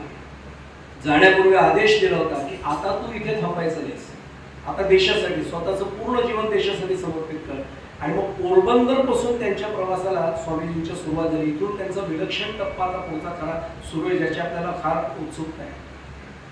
अनेक विषयांचं अध्ययन त्या काळात त्यांनी केलं. प्रवास करता करता आम्ही काही वेळा माझ्यासारखा माणूस होतो ते प्रवासात वेळ जातो, अभ्यासाला वेळ नाही. काय काय वाचलं असेल त्या काळामध्ये सगळ्यानंतरच्या. रामायण आपण फक्त ऐकून घेऊया. रामायण, महाभारत, गीता, वेदांत, उपनिषदे, सर्व दर्शने, शास्त्रे, पौर्वात्य आणि पाश्चिमात्य तत्वज्ञान, भवभूती, कालिदास, संस्कृत, रघुवंशासह सर्व, अमरकोशासह, अमरकोश तर पाठच होता, आणि इंग्रजी साहित्य, अशा सर्व स्पर्शी विषयांचा अभ्यास झाला. 25 डिसेंबर 1892 रोजी कन्याकुमारीला आहे.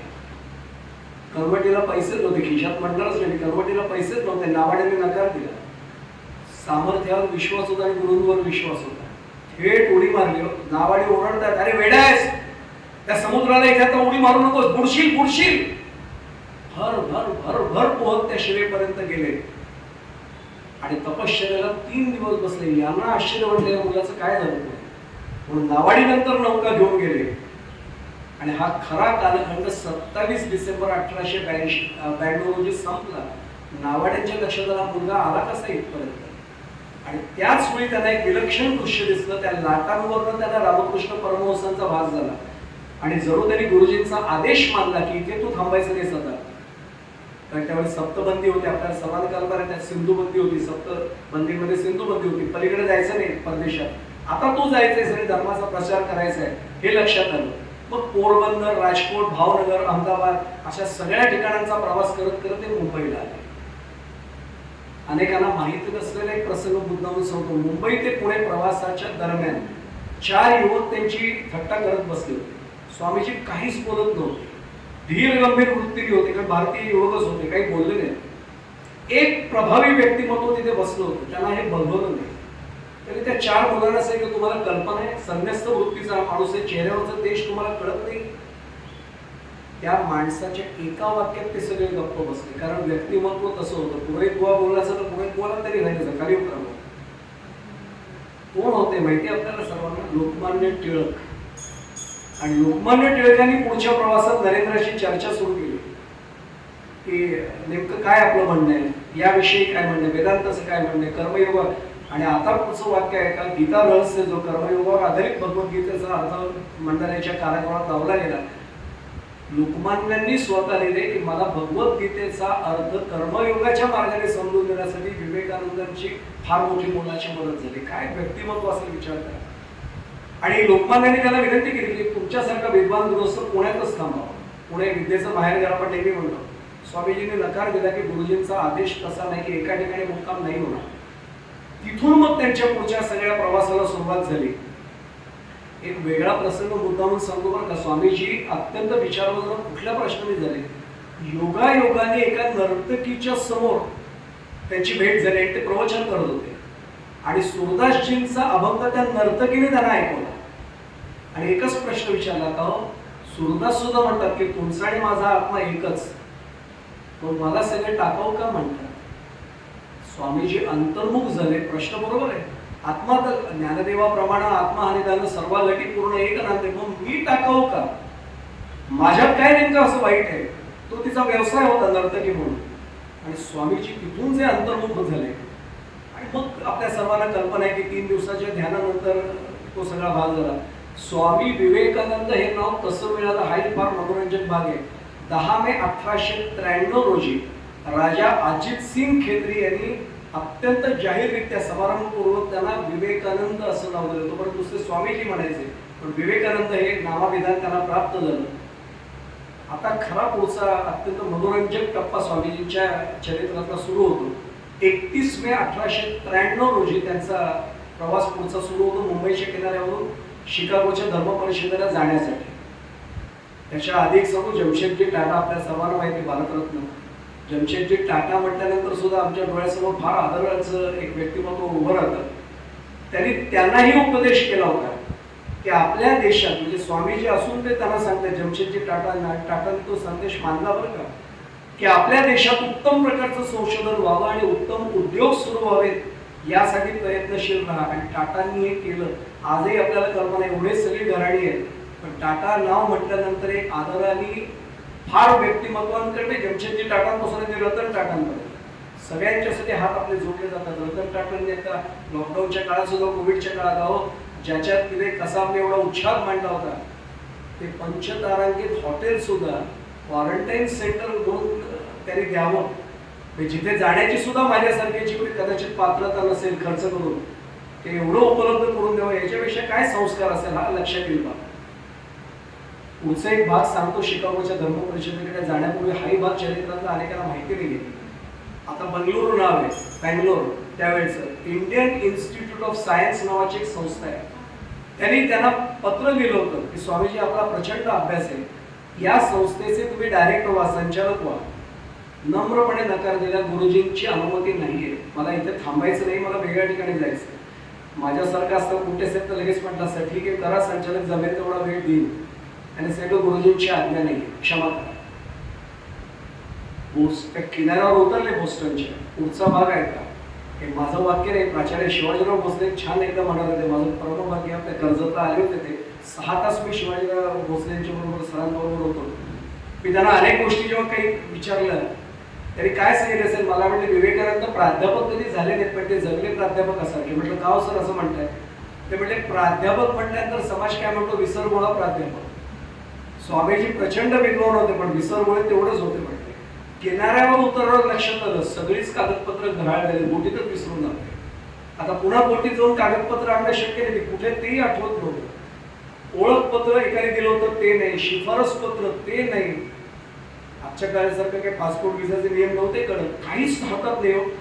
अंगावरच्या नेसत्या वस्त्रांविषयी स्वामीजी तिथून बाहेर पडले. माझ्यासारखं असं तर म्हटलं असं उगा झालं. स्वामीजी म्हणाले ज्या अर्थी गुरुजींची आज्ञा ना, याचा अर्थ काहीतरी निश्चित होईल. प्रतिकूल परिस्थिती आली तरी सुद्धा सामोरे गेले. पुढचं वाक्य आहे का, आज आम्ही स्वामीजींकडे एक उत्तुंग व्यक्तिमत्व म्हणून बघतो.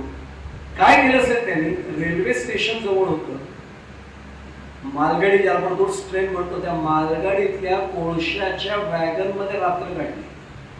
कारण थंडी कडाक्याची होती, अंगावरती फक्त भगवी कफनी होती. काय वाटलं असेल फक्त विचार करा. मी पुढे जाण्यापूर्वी सांगतो, डिसेंबरमध्ये एका 2024च्या डिसेंबरमध्ये श्री महाराजांच्या म्हणजे ब्रह्मचैतन्य महाराजांच्या पुण्यतिथी उत्सवानिमित्त आम्ही इंदोरमध्ये होतो. भर दुपारी अंगावर ब्लँकेट घेतलं मला विसरता नाही येणार. ही थंडी तिथली इंदोर मधली, फक्त तिथे काय असेल थंडी आणि काहीच अंगावर नाही होत. असे अंग मुडपून त्या कोळशाच्या त्या वॅगन मध्ये झोपून राहिले. सकाळी उठले, लक्षात आलं सगळं अंग काळं झालं. बाजूला बघितलं तिथे कोळशाचे ते वॅगन, तिथे ते गुड्स यार्ड होतं, नळ सोडला. मी पुन्हा सांगतो, नागाव कर्जत मधलं नळाचं पाणी नाही येते, जिथे बर्फवृष्टी होत असतानाच पाणी. काय अवस्था दिसेल करा विचार. त्या तापमानात कडकडीत अशी थंडी आणि त्या गार पाण्याखाली उभं राहिले. सगळी वस्त्र अंगाची अशी ती काळेपणा धुवून काढला. माझ्या वस्त्राचा काळेपणा कदाचित गेला नसता, कारण तो आतमध्येच आहे, तो जाईल कसा. स्वामीजींना फक्त बाहेरून झाला होता, तो घालवायला किती वेळ लागतो. मी काय म्हटलं आपल्याला नक्की कळलं ते लगेच पूर्ण होईल. सूर्योदय होईपर्यंत वाट पाहिली. सूर्योदयात अंग सुकवायला उभे राहिले, काही नाहीच ना अंग हातामध्ये. आणि नेमकं ते जे बाहेर पडले, भाग्य हिंदू धर्माची सुद्धा वर्ण देव कशी काळजी घेतो आपण म्हणतोय. नेमके अंगावर कपडे सुकवत आहेत आणि त्या रस्त्यावरून उभे राहिले. समोर नेमकी गॅलरी होती. मिसेस हेल नावाच्या एक अत्यंत सुस्वभावी अशा ज्येष्ठ महिला तिथे उभ्या होत्या आणि त्यांचं लक्ष असं खाली गेलं, त्या सहज आल्या होत्या. तपश्चर्या कधी लपत नाही. मागे सांगितलं श्रीमंतीचं तेज, बुद्धीचं तेज आणि साधनेचं तेज लपव म्हणताना सुद्धा लपणार नाही. लगेच लक्षात आलं अरे हा तर तेजस्वी व्यक्तिमत्व दिसते. पतिराजाने बोलून आणलं, बघा संन्यासी दिसतोय, he seems to be Hindu monk, why is standing like this. त्यांनी पण खाली स्वतः गेले आणि सांगितलं स्वामीजी या वरती. पर्यायी नव्हता, गेले वरती. आश्चर्य वाटेल. चर्चा सुरू झाली. त्यांना काय चहा वगैरे त्यावेळी दिलं असेल, दूध दिलं असेल, गरम पाणी त्याचा काही उल्लेख नाही आहे, पण चर्चा सुरू झाली. गरम त्या वातावरणात गेलं, हिटरमुळे असेल किंवा त्यावेळी हिटर म्हणजे इलेक्ट्रिक हिटर नव्हते, ती शेगडीच असायची, त्याला फायर म्हणायची, फायर प्लेस. थोडेसे सावरल्यावर चर्चा सुरू झाली आणि स्वामीजींची बुद्धी पाहून त्या मिसेस हे त्यांचे जे पतिराज होते ते आवाज झाले, या माणसाला एवढं ज्ञान आहे. इंग्रजीवरचं प्रभुत्व पाहिलं. थोडंसं मी मगाशी म्हटलं की डोंट जज a book by it's cover असं म्हटलं जातं. हे दिसायला असे दिसतं, यांना माहिती आहे काय. कळलंच नाही, एवढी विद्वत्ता. त्यांचं इंग्रजी मातृभाषा आहे. मी तर नेहमी सांगतो, आपल्याला अनेकांना आश्चर्य वाटतं काय इंग्रजी, आणि त्यांची मातृभाषा आहे. आपल्या इथल्या एखाद्या मुलाला जन्माला आल्या आल्या तर तिथेच पाठवलं, तो 3 वर्षात आल्यावर इथे आई वडिलांच्या थोपाडीत मारायलाच इंग्रजी बोलेल, नवल नाही, कारण ऐकून ती भाषा येणारच आहे त्यांना. पण लक्षात आलं की अरे या माणसाला या कामासाठी आलाय, सर्व धर्म समभाव परिषदेत जायचंय, सर्व धर्म परिषदेत योग्य माणूस आहे. स्वामीजींना त्यांनी विचारलं की मग व्हॉट्स युअर प्रॉब्लेम, त्यांनी सांगितलं I lost all the documents, काहीच नाहीत माझ्याकडे. थांबा म्हणले. त्यांचा सुदैवाने मिस्टर हे जे होते त्यांचा परिचय प्राध्यापक राईट म्हणून होते, त्यांच्याशी होता. मी काही वेळा म्हणतो ना नावात काय, right was the right person. काय म्हटलं आपल्याला लक्षात आलं, तो अत्यंत योग्य माणूस निघाला. आणि त्या राईटना त्यांनी सांगितलं तुम्ही स्वामीजी मी तुम्हाला एक चिठ्ठी लिहून देतो. ते प्राध्यापक राईट आहेत ना, ते ऑर्गनायझर जे संयोजक आहेत त्यांचे चांगलेच नाही आहेत, त्यांच्याकडे तुम्ही जा, पत्र घेऊन जा फक्त. तरी ते टाळताना तर स्वामीजी थोडेसे संकोची स्वभावाचे होते. नाही मी असं कसं, मी सांगतो म्हणून जा. आणि राईटना त्यांनी एवढंच सांगितलं की यांच्याशी तुम्ही चर्चा करा, यांची सर्व कागदपत्र हरवलेली आहेत, पण जर हे सर्वधर्म त्या परिषदेत गेले, जर सर्वधर्म परिषदेत, तर आम्हाला तरी असं वाटतं उभा येताना की योग्य व्यक्ती जाईल. आधी राईट त्यांना वेळ द्यायलाच तयार होईल. ते पत्र वाचलं त्यांनी, ठीक आहे हे मी पाठवलंय बसा म्हणले. नंतर वेळ दिली, आत बोलवलं. पहिल्या 5 मिनिटात प्रोफेसर राईट गॉट हिप्नोटाइज. कोण माणूस आलाय, पुढचं वाक्य सांगू आपल्याला, इथेच बसा म्हणले. रायटिंग पॅड काढलं, लेटर हेड त्यांचं होतं स्वतःच, त्याच्यावर भरा भरा भरा भरा लिहिलं, here is a man who is more talented and learned than our all learned professor put together. आचार्य शिवाजीराव भोसलेंचं वाक्य सांगू, मला फार आवडतं म्हणून मी जसंच्या तसं सांगतो, त्यांचं श्रेय त्यांना द्यावं. हे शिवाजीराव भोसले सरांचं वाक्य आहे. आमच्या देशातल्या सर्व व्यासंगी माणसांचा व्यासंग एकत्र केल्यावरही ज्याच्या पासंगालाही तो पुरणार नाही असा एक निसंग यती माझ्या समोर बसलेला आहे. सांगताना अंगावर माझ्या काट्या, काय बुद्धिमत्तेचं तेज असेल विचार करा. आणि पुढचं वाक्य आहे का, यांना जर आपण परिषदेला बोलवलं नाही तर एक अमेरिकन नागरिक म्हणून आपण केलेली ती फार मोठी चूक ठरेल. I strongly recommend that he must be invited, he must be allowed to take the part in it. आता लक्षात येईल, त्याला बोलवलं गेलं, हे चिठ्ठी येऊन गेले. सर्व भक्त तोपर्यंत बसले होते, त्यांना कोपऱ्यात जागा दिली, बसा इथे म्हणजे. बसले, संकोच करत होते. सगळेजण मोठमोठं बाळ घेऊन आले होते वाचण्यासाठी. ह्यांच्या हातात काहीच नाही. त्यांनी विचारलं बोलताय की नाही, यांचं होते, मग मी बोलतो म्हणते. संकोच होता थोडासा आणि सर्व झालं. आणि मग त्यांनी विचारलं आता तरी बोला, आता वेळ संपेल म्हणले. आता उभे राहिले आणि पहिलंच वाक्य उच्चारलं, my sisters and brothers of America. And he received the standing ovation. सगळा मॉब उभा राहिला, ऑडियन्स उभा राहिला आणि 15,000 जवळ श्रोते समोर उभे राहिले आणि टाळ्यांचा प्रचंड कडकडाट. स्वामीजी 2 मिनिटं हादरले. ते म्हटलं आपलं काहीतरी चुकते का, आतापर्यंत कुठल्याच वक्त्याला अशा टाळ्या नव्हत्या मिळाल्या, आपलं काहीतरी चुकलं म्हटलं बहुतेक. He just invited the organizers. Have I committed any mistake? Have I made any wrong statement? त्याने सांगितलं नो सर. त्याच्या डोळ्यात पाणी. तो म्हटला आम्हाला आतापर्यंत सगळे लेडीज अँड जेंटलमेन म्हणायचे आणि तुम्ही ब्रदर्स अँड सिस्टर्स पण नाही, my sisters and brothers of America म्हणताय. आम्हाला कोणीच असं आपुलकीने कधी म्हटलं नाही हो. म्हणून सगळे उभे. 7 मिनिटांचं पहिलं भाषण त्या 2 मिनिटात टाळ्यांमध्ये गेलं. पुढची फक्त 5 मिनिटं स्वामीजी जे बोलले, त्या 5 मिनिटात स्वामीजींनी पूर्ण जग जिंकलं. मी जबाबदारीने वाक्य सांगतोय, पूर्ण जग जिंकलं केवळ 5 मिनिटामध्ये. बाकीचे सगळे जण आमचाच धर्म श्रेष्ठ कसा, तुमचा एकदम कनिष्ठ धर्म, एवढंच सांगत होते. स्वामीजी सांगत होते कुठलाही धर्म श्रेष्ठ कनिष्ठ नाही, पण मी एकच सांगतो म्हटले की आमच्या धर्मामध्ये अभ्युदयाची जी संकल्पना आहे त्याचा अधिकार सर्वांना आहे, मोक्षाची जी संकल्पना आहे ती सर्वांना आहे. मी फक्त एवढंच सांगतो की या 5 मिनिटांच्या भाषणामध्ये स्वामीजी जे बोलले त्याने सगळ्यांना असं वाटायला लागलं की आपण इथे काय बोललो, या माणसाच्या तर काहीच नाही आपल्यामध्ये. मला एक वाक्य फार चांगलं कोटेशन आवडतं म्हणून सांगतो. सर्वात लहान भाषण कोणाचं ठरलं, स्वामीजींचं. का बोलले फक्त 5 मिनिटं 7 पैकी. The shortest speeches have the longest life. तसंच ठरलं. सर्वात कमी भाषण सर्वात संस्मरणीय ठरलं. अमेरिका 9/11चा उल्लेख निघाला की ते ट्विन टॉवर्स लक्षात येतो, पण त्याच्या आधी 9/11 स्वामीजींनी घडवलं होतं आणि सर्व समजुतीचे धक्के वगैरे ते पाडले, मनोरे पाडले. ते 9/11ला स्वामीजींनी पहिले पाडले सप्टेंबर मध्ये, त्या 11 सप्टेंबर रोजी हे सगळं घडलं.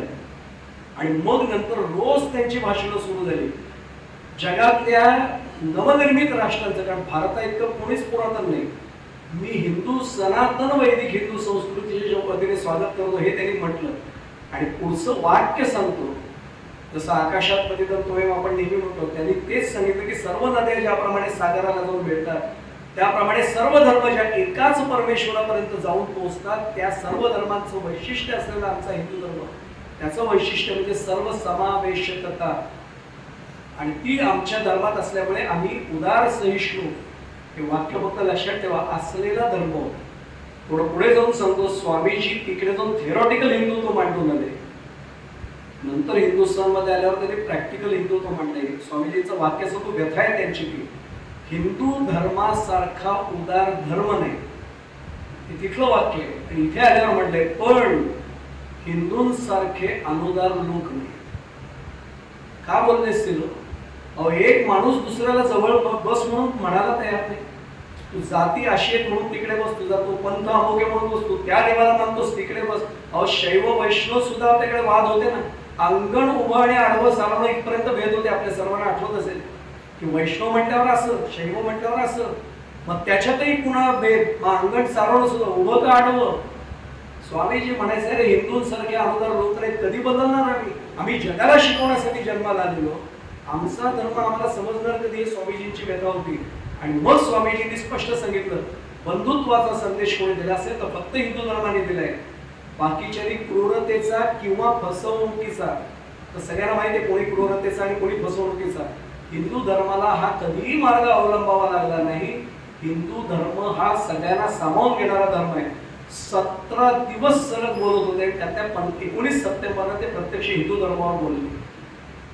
आता माहिती म्हणून सांगतो की नेमकी उलट परिस्थिती आता दिसायला लागली की आम्ही स्वामीजींना सुद्धा कदाचित विसरतो की काय, असा प्रश्न आहे. 1905 मध्ये, आपण सगळे जाणकार म्हणून मुद्दामून सांगतो, 1905 मध्ये अल्बर्ट आइन्स्टाईन, आपल्या सर्वांना नाव माहितीच आहे त्यांचं, E=mc² ज्यांनी दिलं आणि आज अणुऊर्जेचा जो फार मोठा आवाका वाढलाय, त्याचं सूत्र E=mc² करणारे आमचे आइन्स्टाईन, त्यांनी मॅटर अँड एनर्जी या संदर्भामध्ये अमेरिकेत स्वामी विवेकानंद नावाच्या महापुरुषाने धार्मिक दृष्टिकोन अंगीकरून आम्हाला हा सिद्धांत समजून दिला, असं आइन्स्टाईन लेखात लिहितोय. आम्ही कशाचेही निर्माते नसतो हे पहिल्यांदा आम्हाला तरी सांगितलं. आपल्याला सर्वांना कल्पना आहे, law of conservation of energy आपण लहानपणी शिकलेलो आहे. Energy can neither be created nor be destroyed, it can be transform from one form into another form. काहीच नसताना काही निर्माण कसं होईल. मग लक्षात येतं की विवेक चूडामणीमध्ये आमचे श्रीमद आद्यशंकराचार्य तेच सांगतात ना, कोहम कदमिदं जातम को वा करता स विद्यते उपादान किमस्तीव विचारात सोय विदृशा. हे स्वामीजी आम्हाला समजून द्यायला आले. आणि पुढचा तो वाक्य सांगतो, न्यूयॉर्क टाइम्सने पहिल्या पानावर बातमी टाकली होती, त्याला आम्ही पॅनर लाईन म्हणतो, पूर्ण कॉलमची सगळी, यापुढे ख्रिश्चन मिशनऱ्यांनी भारतात जाणं बंद करावं, कारण आता भारताला धर्म शिकवून सांगण्याची गरजच उरलेली नाही. हे इतकं एक व्यक्ती करू शकते असा प्रकार आहे, हे लक्षात आपल्याला निश्चितपणे येईल. म्हणजे ज्याला आपण काय म्हणू, 30 पानं भरून स्वामीजींबद्दल अमेरिकेमध्ये लिहिलं गेलं, इतका स्वामीजींचा भाग आहे. पण पुढचं वाक्य आहे का, 11 सप्टेंबर कोणी जिंकला दिवस, स्वामीजींनी जिंकला. मान सन्मान प्रचंड, सर्व धर्मगुरू त्यांना नमस्कार करत होते. ते म्हणायचे, नका करू, तुमच्यात तोच आहे, माझ्यात त्याला किती समजलं माहित नाही, तुमच्यातही तोच आहे, माझ्यातही तोच आहे, नका करू नमस्कार. आणि स्वामीजींना एका आलिशान अशा खोलीमध्ये राहायला दिलं होतं. पुढचं वर्णन आहे का, मी भगवान शंकरांना साक्षी देऊन सांगतोय, त्यांनी गालीच्या अंगाचा तो खालचा होता तो काढून टाकला आणि स्वामीजी नुसते फरशीवर झोपले. आणि सकाळी उठले तेव्हा डोक्याखालची उशी अश्रूंनी पूर्ण भिजली होती. नंतर त्यांना प्रश्न विचारला गेला, स्वामीजी रडत होतात रात्रभर. ते म्हटले, माझी देशातली भुके कंगाल जनता, तिला जेवायला मिळत नाही, झोपडीमध्ये खाली टोचते फरशी किंवा जमीन अशा स्वरूपात ते राहत आहेत. मला आलिशान खोलीमध्ये गालीच्या आणि उशीवर झोपण्याचा अधिकार कुणी आणि कसा दिला. काय विचार करणारा संन्यासी असेल फक्त विचार करा. त्यांनी पेरुमल यांना पत्रात पाठवलं ना ते मनोगत, हे सगळं त्यांनी ते व्यक्त केलं होतं. अहो थोडंसं कौतुक झालं ना आम्हाला, गोवा प्रवचन छान झालं, गोवा व्याख्यान, बटन तुटायची वेळ तेवढी छाती फुटते हो. आणि अख्ख्या जगाला ज्यांनी गवसणी घातली होती तो डोळ्यात अश्रुधारा करून सांगतो की माझ्या देशाचं दैन्य दारिद्र्य कधी दूर होईल. म्हणून स्वामी विवेकानंद एखादाच होतो, नाही बाकीचे होऊ शकत. त्यातला एक महत्वाचा भाग आहे. स्वामीजींची भावना एका वाक्यात समोर, मला ते वाक्य छान मिळालं स्वामीजींच्या याच्यातलं, की माझा समाज हा माझ्या बालपणचा पाळणा ठरला, तोच माझ्या तारुण्यातली फुलबाग ठरला आणि माझ्या वार्धक्यातली वाराणसी सुद्धा तोच ठरेल. काय समाजाविषयी आत्मीयता स्वामीजींच्या मनात असेल, फक्त विचार करा.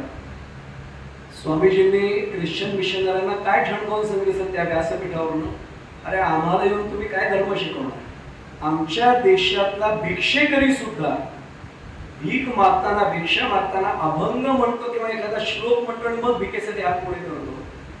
देणाऱ्यालाही तो आशीर्वाद देतो, न देणाऱ्यालाही देतो. आपल्याला माहिती आहे, देगा उसका भी भला, न देगा उसका भी भला. अरे जो नाही देत त्यालाही आशीर्वाद देणारा भिक्षेकरी आमच्या धर्मामध्ये. तुम्ही येऊन आम्हाला काय धर्म शिकवणार आहात? हे ठणकावून सुद्धा सांगण्याचं सामर्थ्य स्वामीजींमध्ये होतं. स्वामीजी ज्यावेळी चालले होते नंतरच्या प्रवासामध्ये, त्यांना अनेक ठिकाणी मग निमंत्रण आले. धर्म परिषद संपल्यानंतर लंडनमध्ये थांबवलं गेलं, अमेरिकेत थांबवलं गेलं, व्याख्यानमाला सुरू झाले. आपल्याला ते खंड माहिती आहेत, त्यांच्या सगळ्यावर बोलले. जरूर त्यांचा राजयोगावरची प्रवचनं मिळाली तर जरूर वाचा, सगळेच खंड वाचण्यासारखे, पण तो जरूर वाचा. गुह्य ज्ञान सगळं उलगडून सांगितलं. त्या बोटीवर स्वामीजींना दोन प्रवासी असे समोर उभे होते आणि ते टिंगल करत होते. See this Hindu monk, see his dress, सगळं त्यांच्यामध्ये टर्बन पासून काय म्हणून पागोटा फेटा काही म्हणा, त्याला सगळी टिंगल केली. स्वामीजी काही नाही बोलले. त्यांची तुम्हाला ही मुद्रा माहिती आहे, असे समुद्राकडे असे बघत राहायचे. हा समुद्राकडे बघण्याचाही प्रसंग आठवला म्हणून सांगतो. स्वामीजींचं वाक्य आहे की गुरुजींच्या कृपेने अहंकार कधी मनाला शिवलाच नाही, पण जर कधी शिवेल अशी शंका आली, मी समुद्रकाठी जायचो. आपण नागाव करत जात सगळे, मी फक्त समुद्रकाठी उभं राहायचो आणि मला समोर गेल्यावर लक्षात येतं त्याचा किनाराही दिसत नाही, त्याची खोली दिसत नाही. एवढा अथांग आणि अपार समुद्र समोर असेल तर मला अहंकार माझ्या ज्ञानाचा कुठला येईल? सगळा अहंकार गळून पडायचा. स्वामीजींना नव्हतं बरं काहीतरी माझ्यासारख्याने शिकवून ठेवलंय. अहंकार आला की जा समुद्रकाठी, जा तिथे बघ, अहंकार गळून पडेल सांगण्यासाठी केले. सगळं बोलले, टिंगल टवाळी केली. स्वामीजी काही बोलले नाही तो. आणि त्या माणसाने पटकन एक वाक्य वापरलं, he seems to be monk of Hinduism, Hindu religion. हो, एवढं म्हटल्याबरोबर स्वामीजींनी फक्त टवकरून ऐकायला सुरुवात केली आणि मग त्यांनी एक एक बोलायला सांगायला सुरुवात केली. प्रिमिटिव्ह ज्याला म्हणतात बघा, आधी मानव काळातले लोक कसे, हे या धर्मात आहेत, त्या धर्माला काही समजत नाही, सायन्सचा यांचा काही संबंध नाही. आणि टिंगल जेव्हा धर्माच्या आणि भारताच्या, आणि मग त्यांनी एक वाक्य वापरलं, that's why we are ruling over India. हे ऐकलं आणि स्वामीजींनी एकाला उचललं. स्वामीजी फक्त खांद्याच्या वर नव्हते मजबूत, खांद्याखाली पण मजबूत होते. मी नेहमी सांगतो, माझ्याकडे अजिबात बघू नका, स्वामीजींची कल्पना येणारच नाही माझ्याकडे बघू. हे खांद्याच्या वरही मजबूत होते, खांद्याखाली मजबूत होते, व्यायाम करेलच होता. स्वामीजींचं पुढचं वाक्य सांगतो, त्याला एकाने विचारलं होतं, स्वामीजी मला भगवद्गीता शिकायची. ते म्हणे फुटबॉलच्या मैदानावर चल, अंगात रक्त जोपर्यंत सळसळत नाही ना तुझ्या, तोपर्यंत भगवद्गीता समजत नाही. ज्याला कर्म नाही करतात तो भगवद्गीता काय वाचेल? त्याने उचललं एकाला, तुला आवडला, अरे समुद्रात फेकून देईन म्हणते तुला, एक्स्ट्रीमली सॉरी, एक्स्ट्रीमली सॉरी. उतरवला त्याला, काळजी करू नको म्हणजे, माझा हिंदू धर्म कोणाची हत्या करायला शिकवत नाही, मारणार नाही म्हणे तुला. तो दुसऱ्याने प्रश्न विचारला, स्वामीजी आतापर्यंत 5 मिनिटं तुमची यथेच्छ टिंगल आम्ही केली, तेव्हा नाही आम्हाला उचललं कोणाला? ते म्हणजे माझी टिंगल काही करा, मला काहीच होत नाही. पण माझ्या देशाबद्दल आणि धर्माबद्दल जर काही अनुद्गार काढाल ना, तर माझ्या इतकं वाईट कोणी असणार नाही. माझ्या देशाची आणि धर्माची टिंगल नाही ऐकून घेणार, प्राण देईन, पण धर्म आणि देशांची टिंगल नाही कोणाला करू देणार. काय आदर्श स्वामीजींनी घातला असेल. एका ब्रिटिश अधिकाऱ्याने स्वामीजींना धर्माबद्दल काही ऐकवलं. स्वामीजींनी शांतपणे त्याला समजवलं, गप्प बसला. त्यांनी प्रश्न विचारला, स्वामीजी सॉरी तुम्हाला राग आला असेल, काय स्वामीजींनी ब्रिटिश अधिकाऱ्याला त्यावेळी ते राज्य आपल्याला करत होते, काय उत्तर दिलं असेल? मूर्ख माणसांची भेटण्यासाठी चर्चा करण्याचा माझ्या आयुष्यात हा पहिलाच प्रसंग नव्हता, त्यामुळे नाही राहिला मला. काय हिंमत असेल करा विचार ब्रिटिश अधिकाऱ्याला की मूर्ख व्यक्तींना भेटण्याचा आणि त्यांच्याशी चर्चा करण्याचा माझ्या आयुष्यातला काही पहिला प्रसंग नाही, त्यामुळे नाही आता राहिलो. लंडनमध्ये ते थांबले होते आणि एक युवती त्यांच्या समोर आली प्रभावित झाली होती. स्वामीजी असे नुकतेच खोलीत गेले, ते फेटा काढून ठेवला होता. ती गादी असते त्याची बसायची संन्यासी म्हणून, आणि त्या ज्या कोण यजमान बाई होत्या वयस्कर, त्याने नॉक केलं. आपल्याला माहिती आपण कसं दरवाजा धाड करून उडून जातो, तिथे घरातल्या घरात सुद्धा नॉक केल्याशिवाय जात नाही. टक टक टक केलं. स्वामीजी म्हणले येस. त्यांनी सांगितलं की एक युवती तुम्हाला भेटायला आली, सेंड आली, पाठवा म्हणते. तिने नमस्कार केला स्वामीजींना आणि एवढंच म्हटलं, स्वामीजी आय एम इन्फ्लुएन्स्ड, मी प्रभावित झाले. काय वक्तृत्व आहे, काय व्यासंग आहे तुमचा, देखणं रूप आहे, राजपिंड रूप आहे. मला तुमच्याशी विवाह करायला आवडेल. नशीब पुरोहित बुवा नव्हतं तिथे, स्वामीजी होते. स्वामीजी हसले फक्त.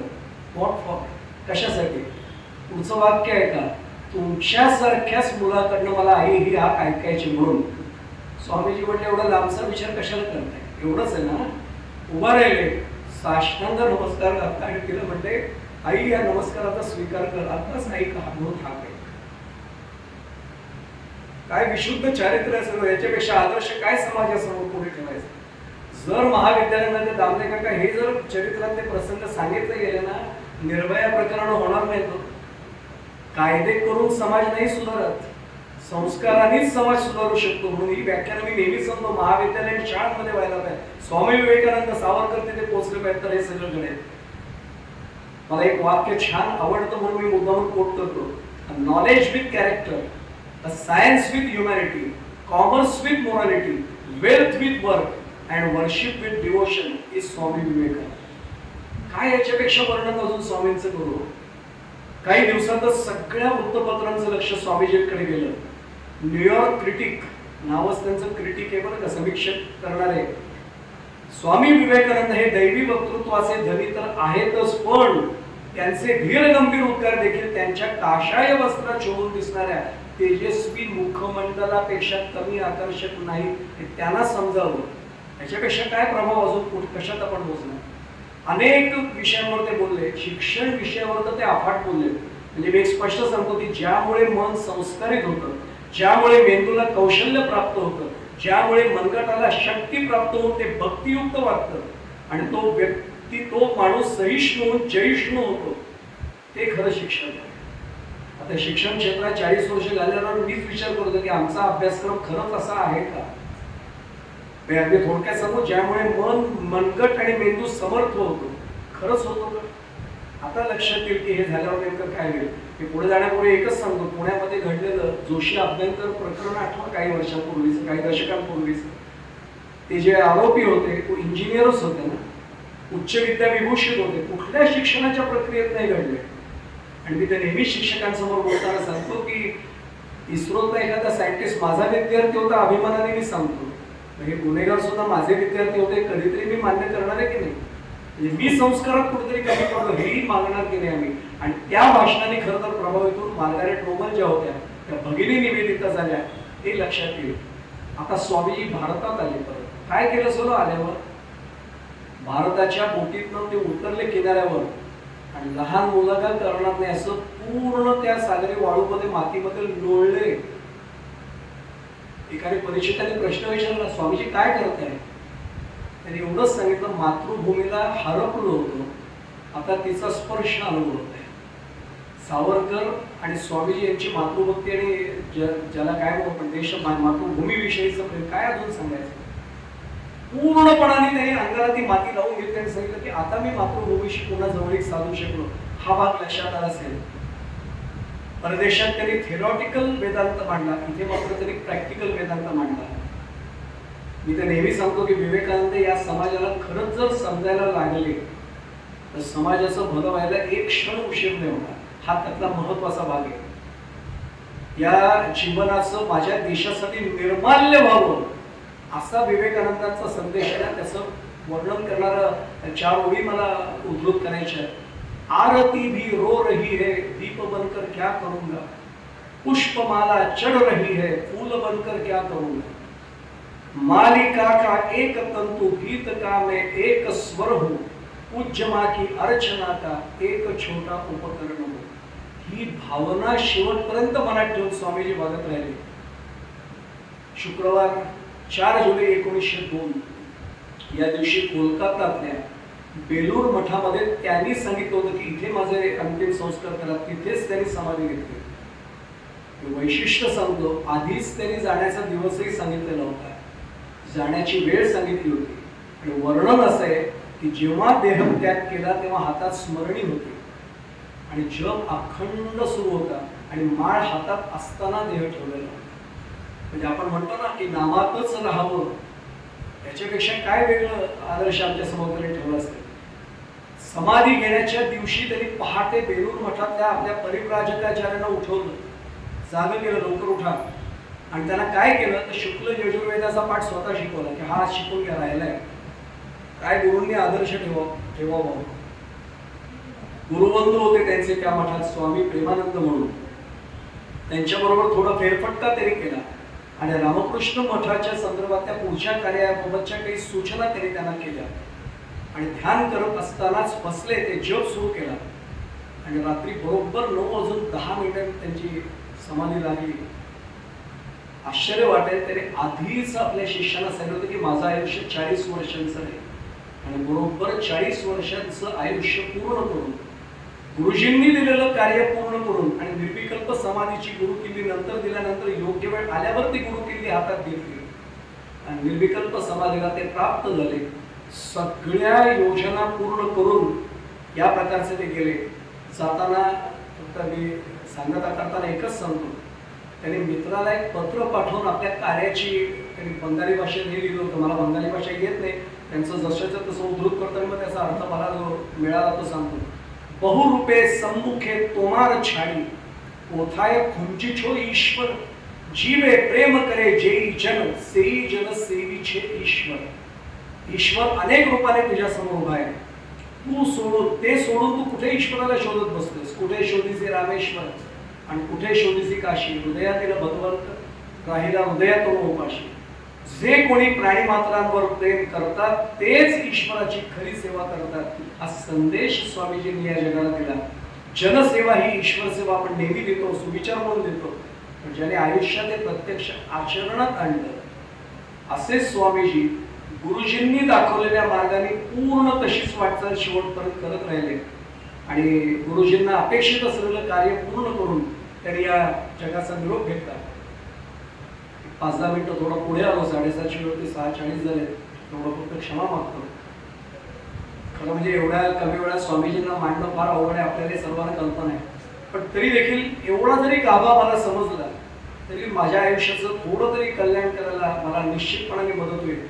स्वामीजींना आदरांजली आपल्या सर्वांचा प्रतिनिधी म्हणून अर्पण करताना एकच सांगतो, स्वामीजी तुम्ही अध्यात्मही सांभाळलं आणि जनसेवाही सांभाळली.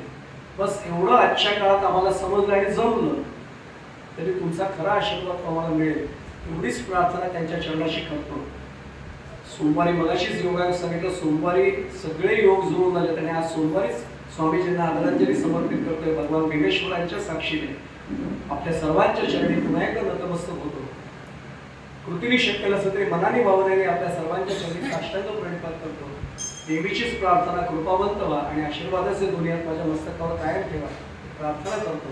झालेली सेवा भगवंताच्या सद्गुरूंच्या भीमेश्वर महाराजांच्या चरणी समर्पित करतो. इथेच पाण्याचा पंधरा देतो. जय जय रघुवीर समर्थ. श्रीराम श्रीराम.